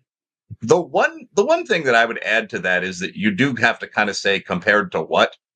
Like they're actually without like getting wildly graphic, there are follow-up questions like does your partner make you have orgasms with their mouth? Like pretty basic stuff. And a lot of the evangelicals kind of honestly are like, "What? That way lies the devil." Like so you kind of wonder how in a relationship with someone who doesn't follow the Lord quite so intensely they do. But I mean, just normal, like kind of conservative, normie married people are pretty happy. Yeah. Like I actually did I did a poll on this on Twitter actually because people kept griping about like sexlessness in marriage. And again, it was like all these manosphere guys versus the Yeah. feminists. And like my question was like maybe people just don't want to sleep with either of you. Yeah. So like I don't know. It could be that. So You're I just just asked projecting your sexlessness onto the world. but like there is an element of I mean, obviously you know what like selection bias, audience picking is. Like Mhm. when you see a page like incel.se do a poll and find that by the way, like a lot of this stuff really is like Reddit to your shit. Like where it Right. begins in kind of the depths of the internet and it inspires some kind of mid-tier social scientist and you jot off a quick paper and then the media picks it up so a lot of this stuff, like young men aren't getting laid, it comes from like a snowball sample of young guys that was taken during COVID-19 or something like that. Like so Right. you have to be pretty skeptical of it. But I mean, so anyway, like I actually just and again, mine was no better. I went on like Twitter and I had like a survey monkey link on it. But I asked married people I limited it to like under 45 or under 50 because I did want to cap it like menopause, but I also Right. didn't ask any clarifier like do you have kids? Does your husband try at all? Do you Mhm. work out? The question was just how often do you have sex or oral sex? Answer if you're comfortable. And as I recall, it was like 12.2% were under once a week. The majority, like 20 something percent, were once or twice a week, and 18.8% were like three times a week or more. It was Mhm. just kind of what you'd think of as absolutely normal. Most of Right. them are like, once or twice a week, more if he takes me out. And it Right. was far more than single people were having Right. sex. So it's just kind of married people don't have perfect lives, but in general, people like the people they're married to. And there's a reason you go out and get the diamond and get on your knees and say these sweet words. And women to some extent are making even greater commitment. So I guess if there's a moral to the story, if anything, it would be there's a real danger to kind of getting in these internet spaces full of losers. Like and like the Scum Manifesto fan page for the ladies, where like every suggestion is leave him. Yeah. You know, my husband was a bit rough during consensual sex. What do I do? Leave him. He didn't buy me flowers on my birthday. What's it? Leave. Yeah. Husband doesn't like dogs. These are three real examples, by the way. Leave. You know, it, there are many equivalents for men. At any rate, getting into these spaces and deciding that this represents how people actually are probably not the best idea. Talk to your actual partner, tell them your preferences, so on down the line. Maybe Yeah. you compromise on a cat. Yeah. A cat should never be a compromise. That's the best animal, easily. We know you're a cat person. Obviously, just ideal creatures, magnificent animals. My daughter is so unfamiliar with the cat because we have a dog and she's around dogs, but she doesn't see many cats. And the other day I was like, "What's that?" And she Really? was like, "Dog." I'm like, "Oh, we need to work on the introducing Oh, you to more cats." she's like 2 though, right? Yeah. Okay, I was gonna say that would be deeply odd if she was like 8 or something and she saw a No, cat and no, was like, no. She's 2. "Mommy, what's that animal?" Like, No. but okay. She So what what was the thing that kind of surprised you the most? Did anything surprise you the most when you were working on your book? I think the thing that surprised me was actually kind of the secondary theme that I identified for the book, which is how pervasive the same kind of bullshit narrative in my mind has been for how long? For such a stretch Right. of time. And hopefully that's coherent because it's been, I think, for both of us a long day. But like the idea that's presented by most radicals today, if you go to a pro Palestine protest, very much is what we talked about just 30 or 45 minutes ago. Like, we're getting the truth out there. People don't know what a wicked society this is. Let's finally get Black people their freedom.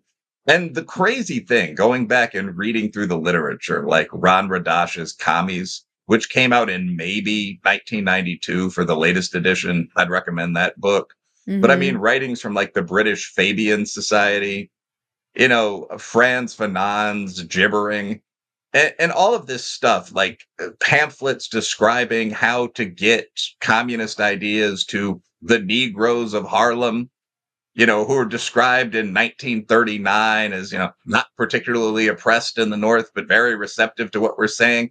Like all of this language that's almost identical to what we hear today has been in the zeitgeist for a very long time. Mhm. And kind of like the last sentence here, but that really did hit me because like when we talk about racism in the United States, obviously there's a long and ugly history for the USA, as there is for most large countries, China or Germany or France or Nigeria or something like that.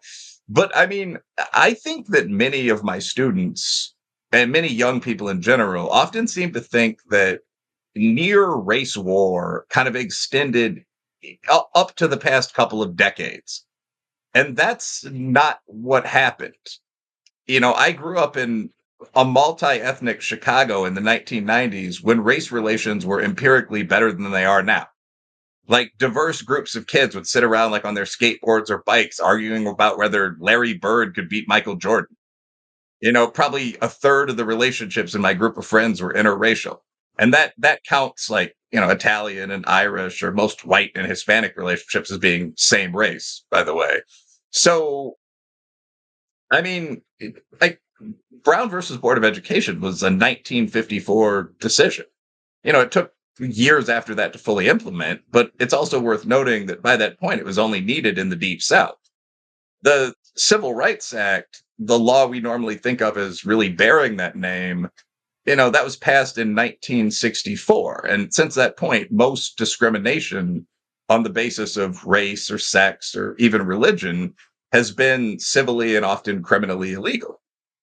Pro minority affirmative action has been the law of the land since 1967. That's when Mhm. the Philadelphia Plan was implemented. You started seeing that really, really frequently, at least in the blue collar job market and in police, fire, postal, so on jobs. So it was just interesting to be reminded of that like we're not just now seeing a long overdue racial reckoning or something like that. Like terms like racial Right. reckoning, community organization, the movement, all of those recur like every 20 years, going back almost a century. Yeah. I mean, like, Yeah. What's the path forward? What do you kind of hope for people to take from your book?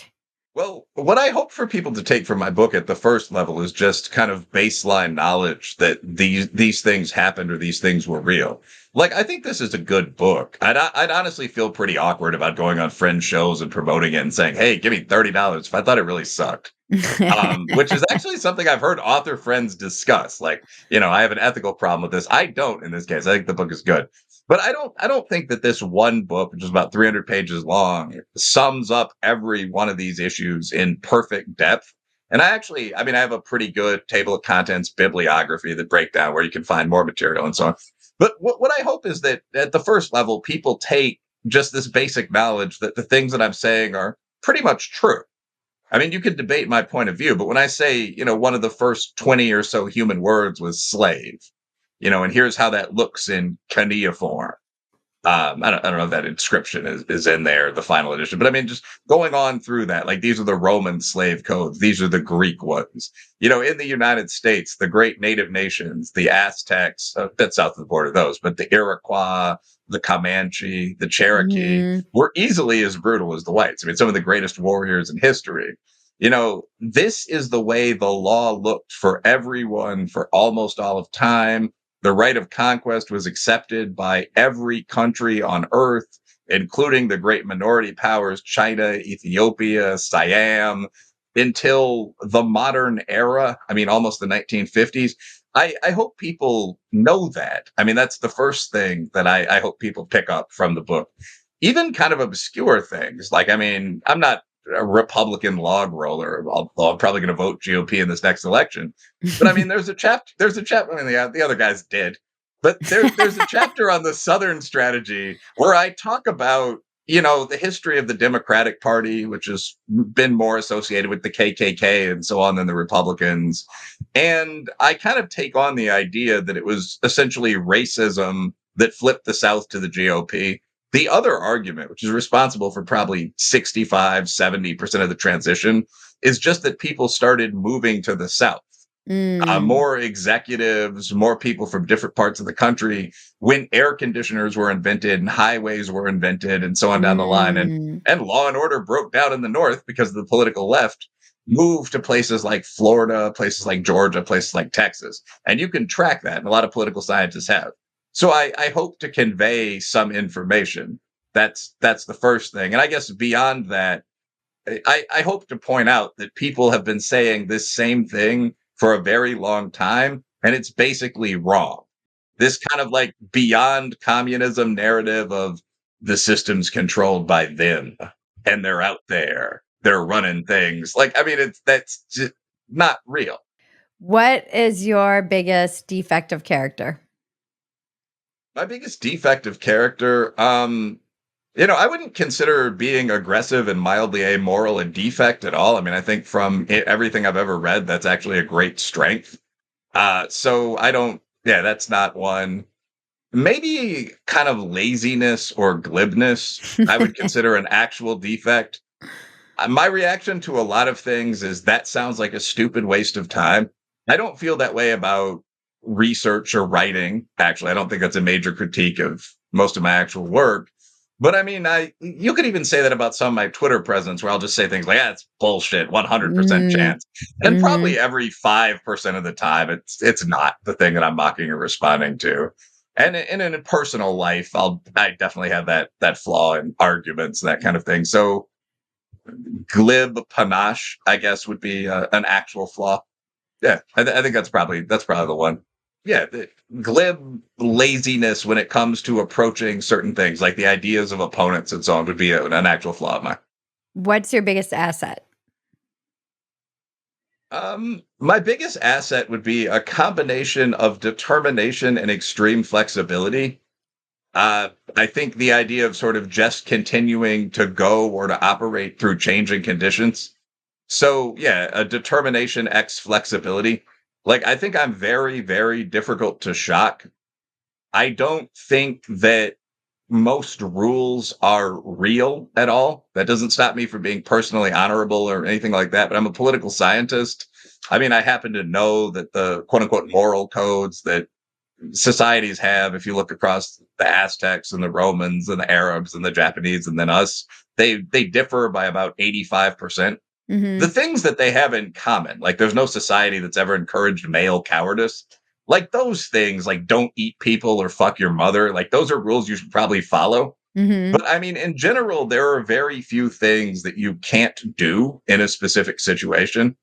And I've also been lucky enough, although I didn't always feel that way at the time, to be exposed to a lot of different cultures, scenes, even as silly as that term sounds as a grown man, like peoples. So, Mhm. like, I mean, I'm from Chicago. Like, my mom was a teacher in urban, often inner city areas. So I was born in the city itself, kind of working class area. I lived in artsy neighborhoods. I've lived in the hood. When the family had money, I moved to more upper middle class areas. I saw most of the varieties of urban wildlife. Moved to one of the inner suburbs of the city, and I saw all the above, plus preppies and stoners and the like, and did some travel in Latin America following high school. Came back, was pretty extensively educated, and my field is studying people. So I think that I have the ability to look at a pretty broad range of humanity without being shocked, but also without being awed, and to judge them pretty fairly and take things when beneficial that I can use in my own life. That was a Yeah. long, rambling ass answer, but I think that is one of my strengths. I love that. Where can we find you and your book? I'm very impressed with our persistence in this interview today. Boom. Yeah. See what I I'm feel like talking about? it's so funny because 'cause you're like, "They don't want us to shine." I'm like, "This always Right. happens with us." It happened with our last Yeah. one too. They're trying to stop me. They're trying to cut my wings, Bridget. They are. So the or maybe it's you they're targeting. Maybe it's Probably you. not. I don't know. I'm a I basic don't bitch in the burbs, nah, not at just all. laying low. Not at all. Lurking out there, waiting for him. Do people really tease you about that, like being a suburban mom? Yeah, it's weird because I kind of straddle now I'm in 2 different worlds, like, it's weird to be so it's never been like I'm here or there, and I've never really felt like I fit in anywhere, so even around my peers in comedy, I'm like, I feel kind of different than the younger, the kids coming up. Not so much from the ones it's weird, like, the people who are my age in comedy have kind of all made it already. So to be in this, like, weird level in comedy because I took a break and now I'm coming back, and so it's good because I have literally no idea what motivates young people at all, and getting in front of them and talking to them and being around them is I think, really good, like, 20-year-olds and stuff. I'm like, "What?" I don't know that they know what motivates them either, other than like TikTok. It's all they really talk about. And I don't really belong out in the suburbs either. Like I don't know what to talk to moms about mom stuff. And I'm not like I have some I would say I'm spiritual, not religious, but I'm not like there's a lot of God fearing folk out where I am now. And yeah, so it's weird. It's weird because I don't know that they probably would be like, "That's weird too," that's a weird thing to be, like, leaving to go do tell jokes at night or whatever, so I get it though, I mean, I have written about this too, I always kind of looked at the suburbs with a certain amount of elitism and, like, there if I literally have a joke where I'm like, "If you told me when I got sober that 10 years later, I would be a Texas suburban mom, I would never have got sober." Like, I'd be dead now, for Yeah. sure. Because it is so far outside of what I consider to be, cool or even though I was like a teen in the '90s, like you, I moved a lot, so I was, like, in small New England village towns, and I was in Minneapolis, inner city schools, and then I was out in very white suburbs of in Minnesota and moved all over the place, was in Rhode Island and kind of, not great public schools. And and private schools and kind of all got to see a lot of it. And in my 20s, I kind of got to be very snobbish about the burbs. It was just for like basics. And now this whole trajectory of like becoming basic has been very, it's funny on Instagram, and I know this is what I'm getting fed because it's my algorithm, but there's so many videos with millions of views of moms with like the Kraft mac and cheese, and it'll be like when you're a mom but you used to party, and they'll like flick the baggie. That's Or they'll funny. be doing, like I'm like, Yeah. this is where I feel like the GOP why they just don't get women, and where the manosphere is not helpful. I'm like, you guys with your body count and your all this talk. I'm like, there are so many women who used to party who now have kids and are living their best life in the suburbs, married to very good men who have loving, healthy relationships. Like, this is what the suburbs are made of, as people who used to party and then got older. Like, you are so alienating to an entire sex when you're talking about like you should have a body count. By the way, the average woman's body count is like 6. It's not like they act like it's in the hundreds. I'm like, you guys Yeah, are I was crazy. not at all to jump in, and I'm definitely not gonna give, like, my body count, but I didn't believe that when I read it. Like, it was Yeah. so far below the norm for, like, any group of people that I knew, like Chicago ravers, college sorority and fraternity types, Yeah. like, law students. It just seemed implausible. Like, I actually asked, like, some very close, like, obviously my dogs, but, like, some very close female friends also, like, "Is this real?" And none of them believed it. And we actually, like, pulled up a sexological study, and, like, the way they do it, the body count figure, not, and this is incredibly like wonky, like, well, I looked up how they get body count, but like the body count figure is, it's like the average, and it's not the mean, which is the norm, it's the median for people between a really specific age. It's like 23 and 46. And because of when divorces hit, it tends to double after that, blah, blah, blah. But like traditionally, the body count average for Americans, if you start in the 60s, has been like 12 for men and 8 for women. And recently we've seen it drop. Like people are having less sex now in like the internet, porn is everywhere era. But yeah, like, yeah, for all the dudes that are out there posting these memes, like "Don't be the guy with the roses," where it's this woman just like bent over a couch, like going hard, and there's this lineup of 100 guys of all races. It's like, bro, I mean, yes, the average woman will have like 6 full on vaginal lovers in her life. Now They're that, telling on themselves though too, because it's like porn-addled brains, I'm like, I don't like, not every woman is having a train run on her, like, but maybe your experience of women, they are, because you're just addicted to porn or whatever, so that seems to be really messing with the perception of, they talk about like how damaging porn is for men and relationships and whatever, but it damages a male perception of women.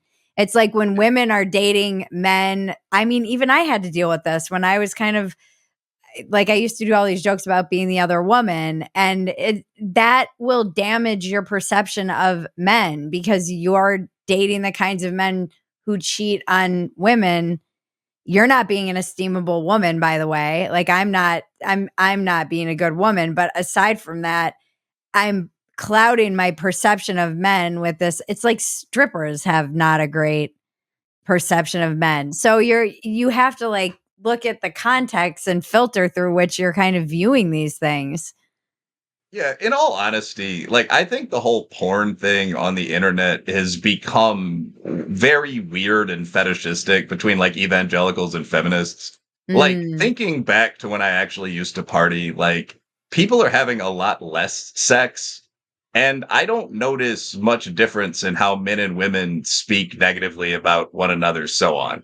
So right. like I'm sure there are things that, like, for example, there's a pretty good study that finds that the popularity of choking, which is actually driven by women at least as much as men, which I don't think would surprise any experienced man. Like the popularity of like dark fantasies is higher among women and so on by a little bit.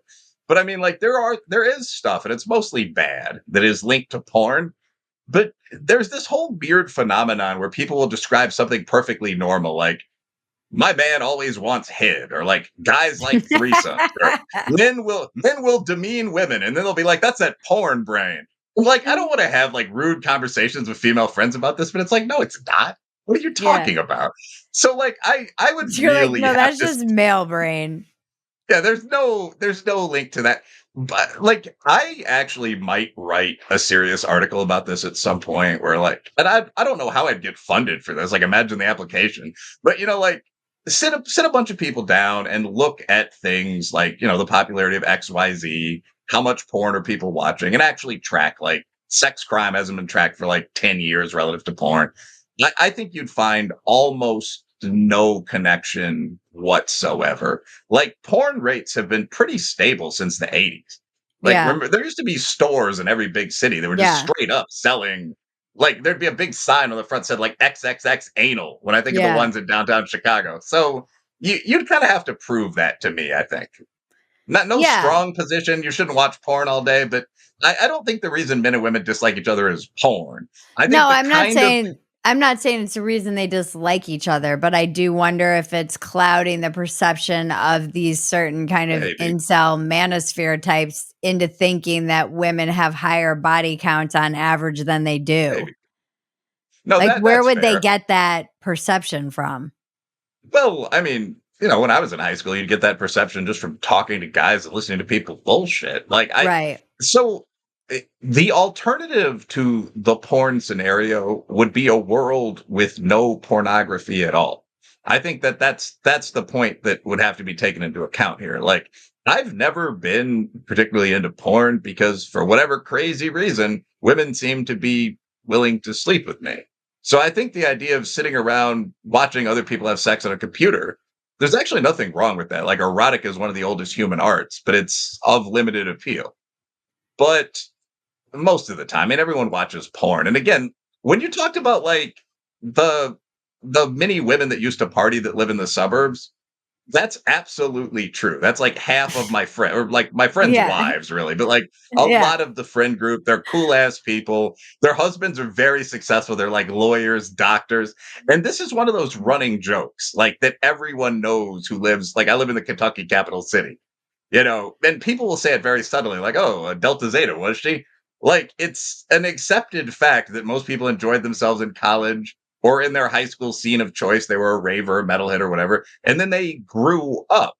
Right. So again, I would assume that idea, like, I want a virgin teenage wife, that's a fringe thing. That's for people that are I mean, maybe actually have some kind of sexual problem, but like leaving banter aside, that are members of evangelical or Muslim religious communities that are a cloak incel adjacent, that Yeah. haven't really had that much life experience. Yeah. But do And you think they'll grow so, out of it in the same way? Like, do we give them the same benefit of the doubt that, like, a lot of us who partied, that these young people will grow out of these ideas, and or is it like they're atomized in ways that we weren't because of the internet, and they're not meeting each other in real life, and so their perceptions of the other sex, whether it's porn or just not having enough interaction with the other sex, are deteriorating? well, I think there are two different things. So, what I was going to say at first was just my comment about porn originally, when I said like almost everyone occasionally watches porn, that's just one of those things that's a statistical reality. And the reason I linked that to like almost everyone's wife used to party, which is something guys may not be thrilled about, but is the case. The point there was like with the Republicans, these kind of noble church house lies sound good. Like they sound like things no one should object to. Like you shouldn't marry a whore, until you realize that your description is insulting like 75% of women and they're never Right, going to vote for you. But and it's they're the your same base. thing. Yeah. But it's the same thing with a lot of like the whole like the porn addict male brain. Like the reality is that that description would probably cover about 85% of men. Mhm. And no one actually believes that it wouldn't. Like the quotes that I was using, like always wants head, are again from like the real arguments we've been discussing online. Yeah. So I think that to the extent possible, I try to avoid saying stuff that sounds pleasant, but that's clearly not true. And I'm obviously not saying you of all people do that, but just like the Republicans in particular and politicians in general often make that mistake. And if you end up talking to an audience of like 5 church ladies, that's not really what you want to do. Right. The final point here, do I think the incels will grow up like the party kids did? No, because they're different. The Mm. party kids were doing something healthy too much. Like, if your vice is fucking or fighting, brawling occasionally, not abusing people, or even something like theft, like, frankly, you like robbing rich people who are mean to the community, I don't really think that you have a psychological problem at all. I think you're human. Like, obviously, we need to punish you if for the last one if you go too far. But can you grow out of that? Yes. We've seen people Yeah. grow out of that for 10,000 years Right. and settle down and, put their veil on and be very pleasant and stable. With the incel movement, I think you're talking, and again, an incel in this sense isn't just someone who's not getting laid enough. I think there are a lot of people who are genuinely getting pretty radicalized online. Yeah. And I think that applies to a lot of the crazy feminists too. Yeah, Like, definitely. there are people that are atomized is a good word, that are in these spaces that are hearing this absolutely crazy stuff. Like today's Twitter discussion of, do you need to ever have sex to be in a romantic relationship? Where, and so, I mean, like, this is one of the feminist ones where all these women are like, if I want to say no, I'm going to say no. And like, I chipped in on this one once and was like, well, then obviously your boyfriend can break up with you because you're just a roommate.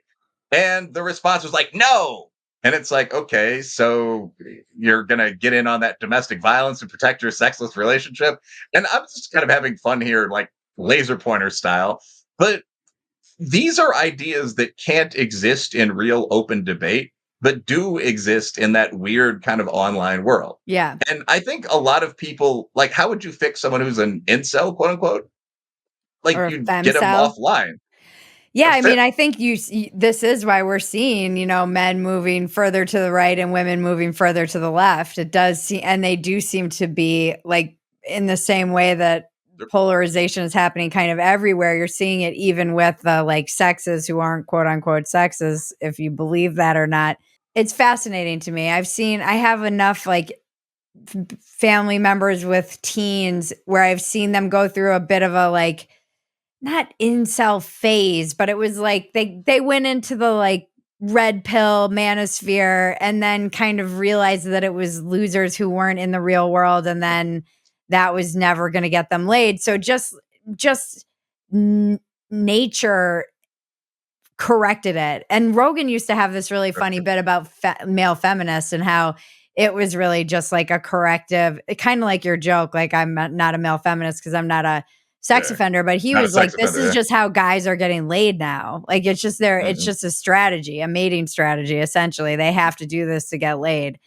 And I think like the, manosphere, you're if everything drives you towards reproducing, allegedly, this is where I'm confused because everything should be driving you towards reproducing. And yet this next generation down seems to be kind of defying that drive.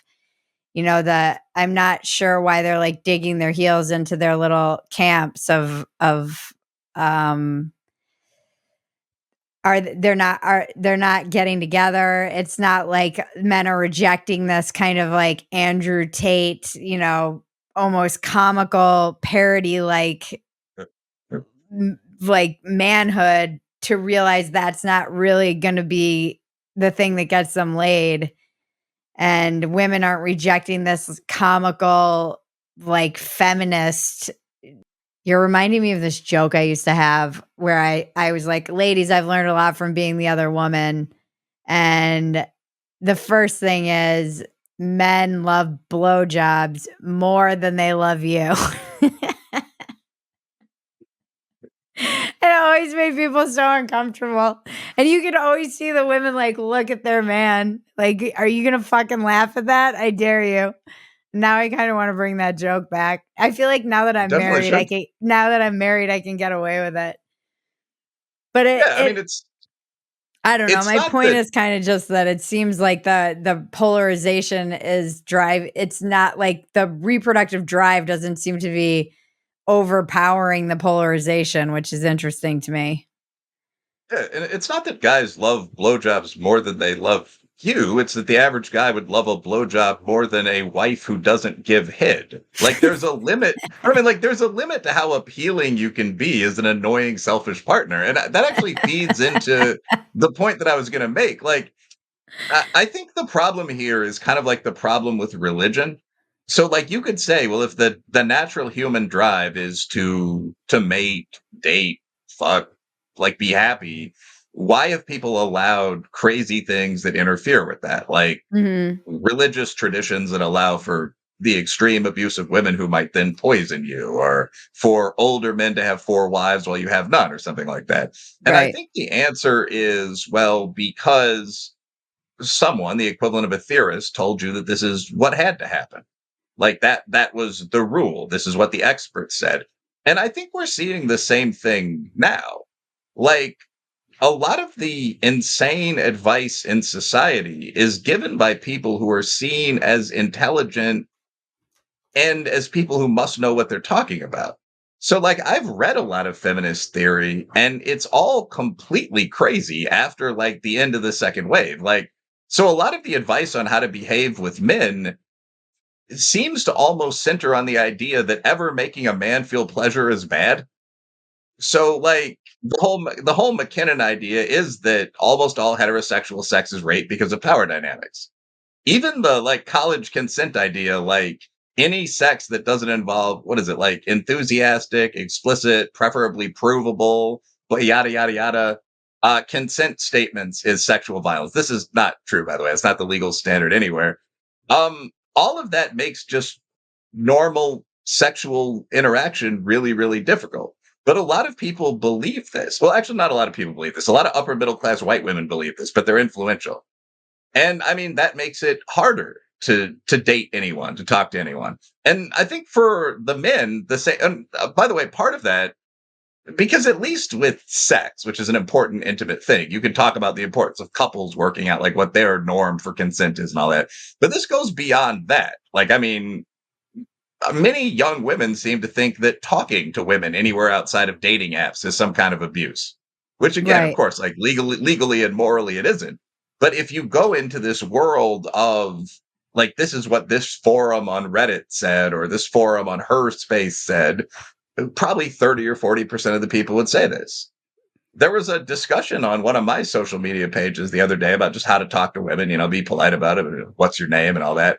And almost everyone said, well, it's good to see like normal guys with jobs talking about this. But one woman actually commented, why can't you guys just use apps like normal people? And it was one of the funniest things I've heard anyone say, but like it got likes, like young ladies were feeling it. So if you believe this, like the advice you're getting from very serious people, um, it's going to make it harder, not easier, for you to have a stable relationship.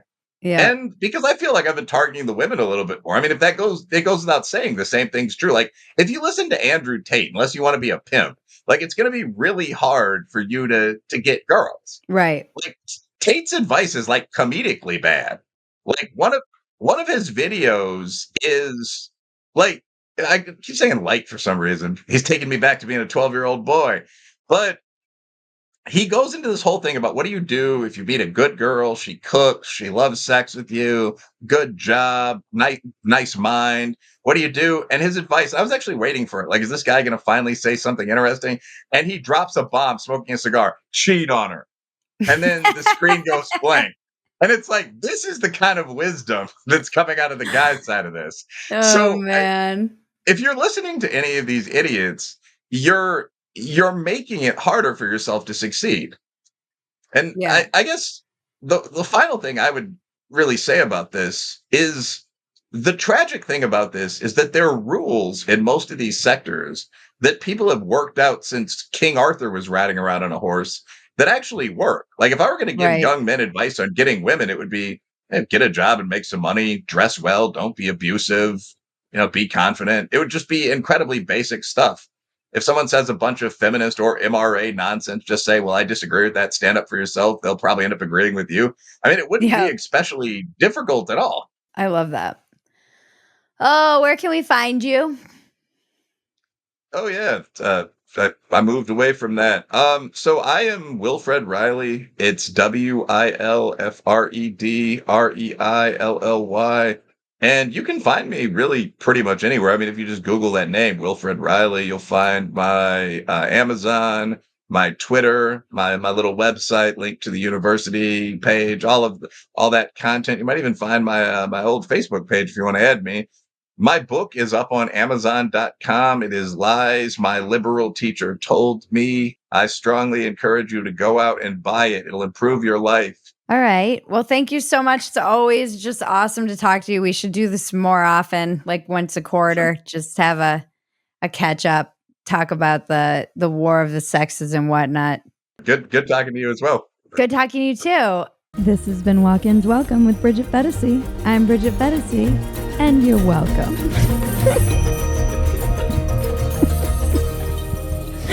It's the dumbest line.